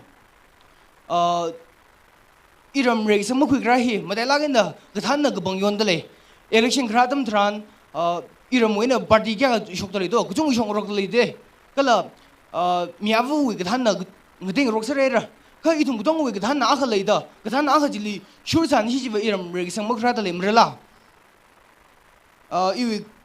kapanga poinli wordam rin ayang le li larek dam himang na mning da ayang le li naura Larik dam sak jadam thran shimru bujung na la support saram ra ka iram li aman sak laga na hai me da khle bidi group college promote sa na jong mai da khuya iram na shin den shi jiwa warning lansin la jung dam her sang mara ka wordam rin wi bong li wa shang laga na dam khu pa ya abung akhana ka bidi group college ka dam no mi mu jung de khiwang do college wi khwat khali wang da la kala college wi khwati iram na yengsam miran nimla iram long now na yang sang mi da pidigru wi gathan da bingli pressure mi da ka thom adam thran college ju khmei level li khanga mi re da khuya kala pidigru hi promote ga sadam thran kadam now sorkhang sa ra gaura kala hi iram khala da promote sa na da khuya hida sa da itum iram na gudong ga ara jatwagi da khle mirin hiliwa itum akhain akha gudong rok da iram hunphun ga hi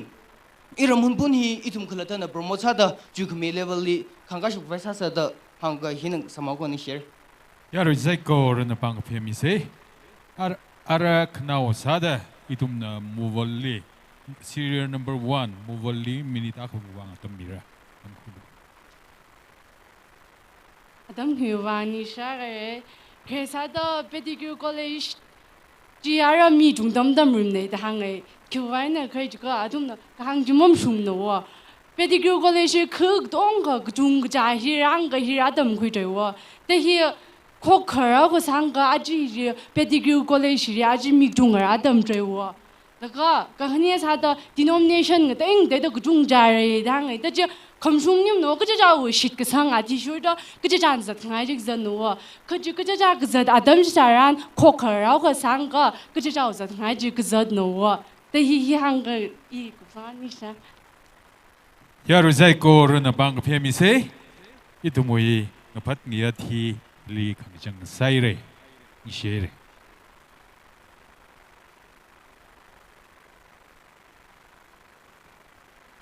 debate with participants kala judges being psychoro wang yari psychoro na panglakay na apang family shidaw se ari debate with topic chi interesting la salake khoka saye masam ne gi hi chui maramli thumna ngapat rok dang nang rumai re chui wang ni shere judges psychoro la ni shere na thumna athumi ngapat nge ji yang laga na thumna ga chai na ara points chi count ka sami lishdaw lo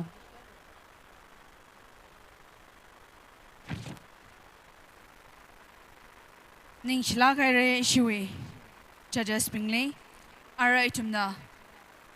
solo hi sakwai ngaran se jena solo li zangki gi dang bing ji ina ji themi ge awung dang ge shung dang ge som dang dang re gong hang yi alung dang luyai nao dang kher phung awon dang mei zai long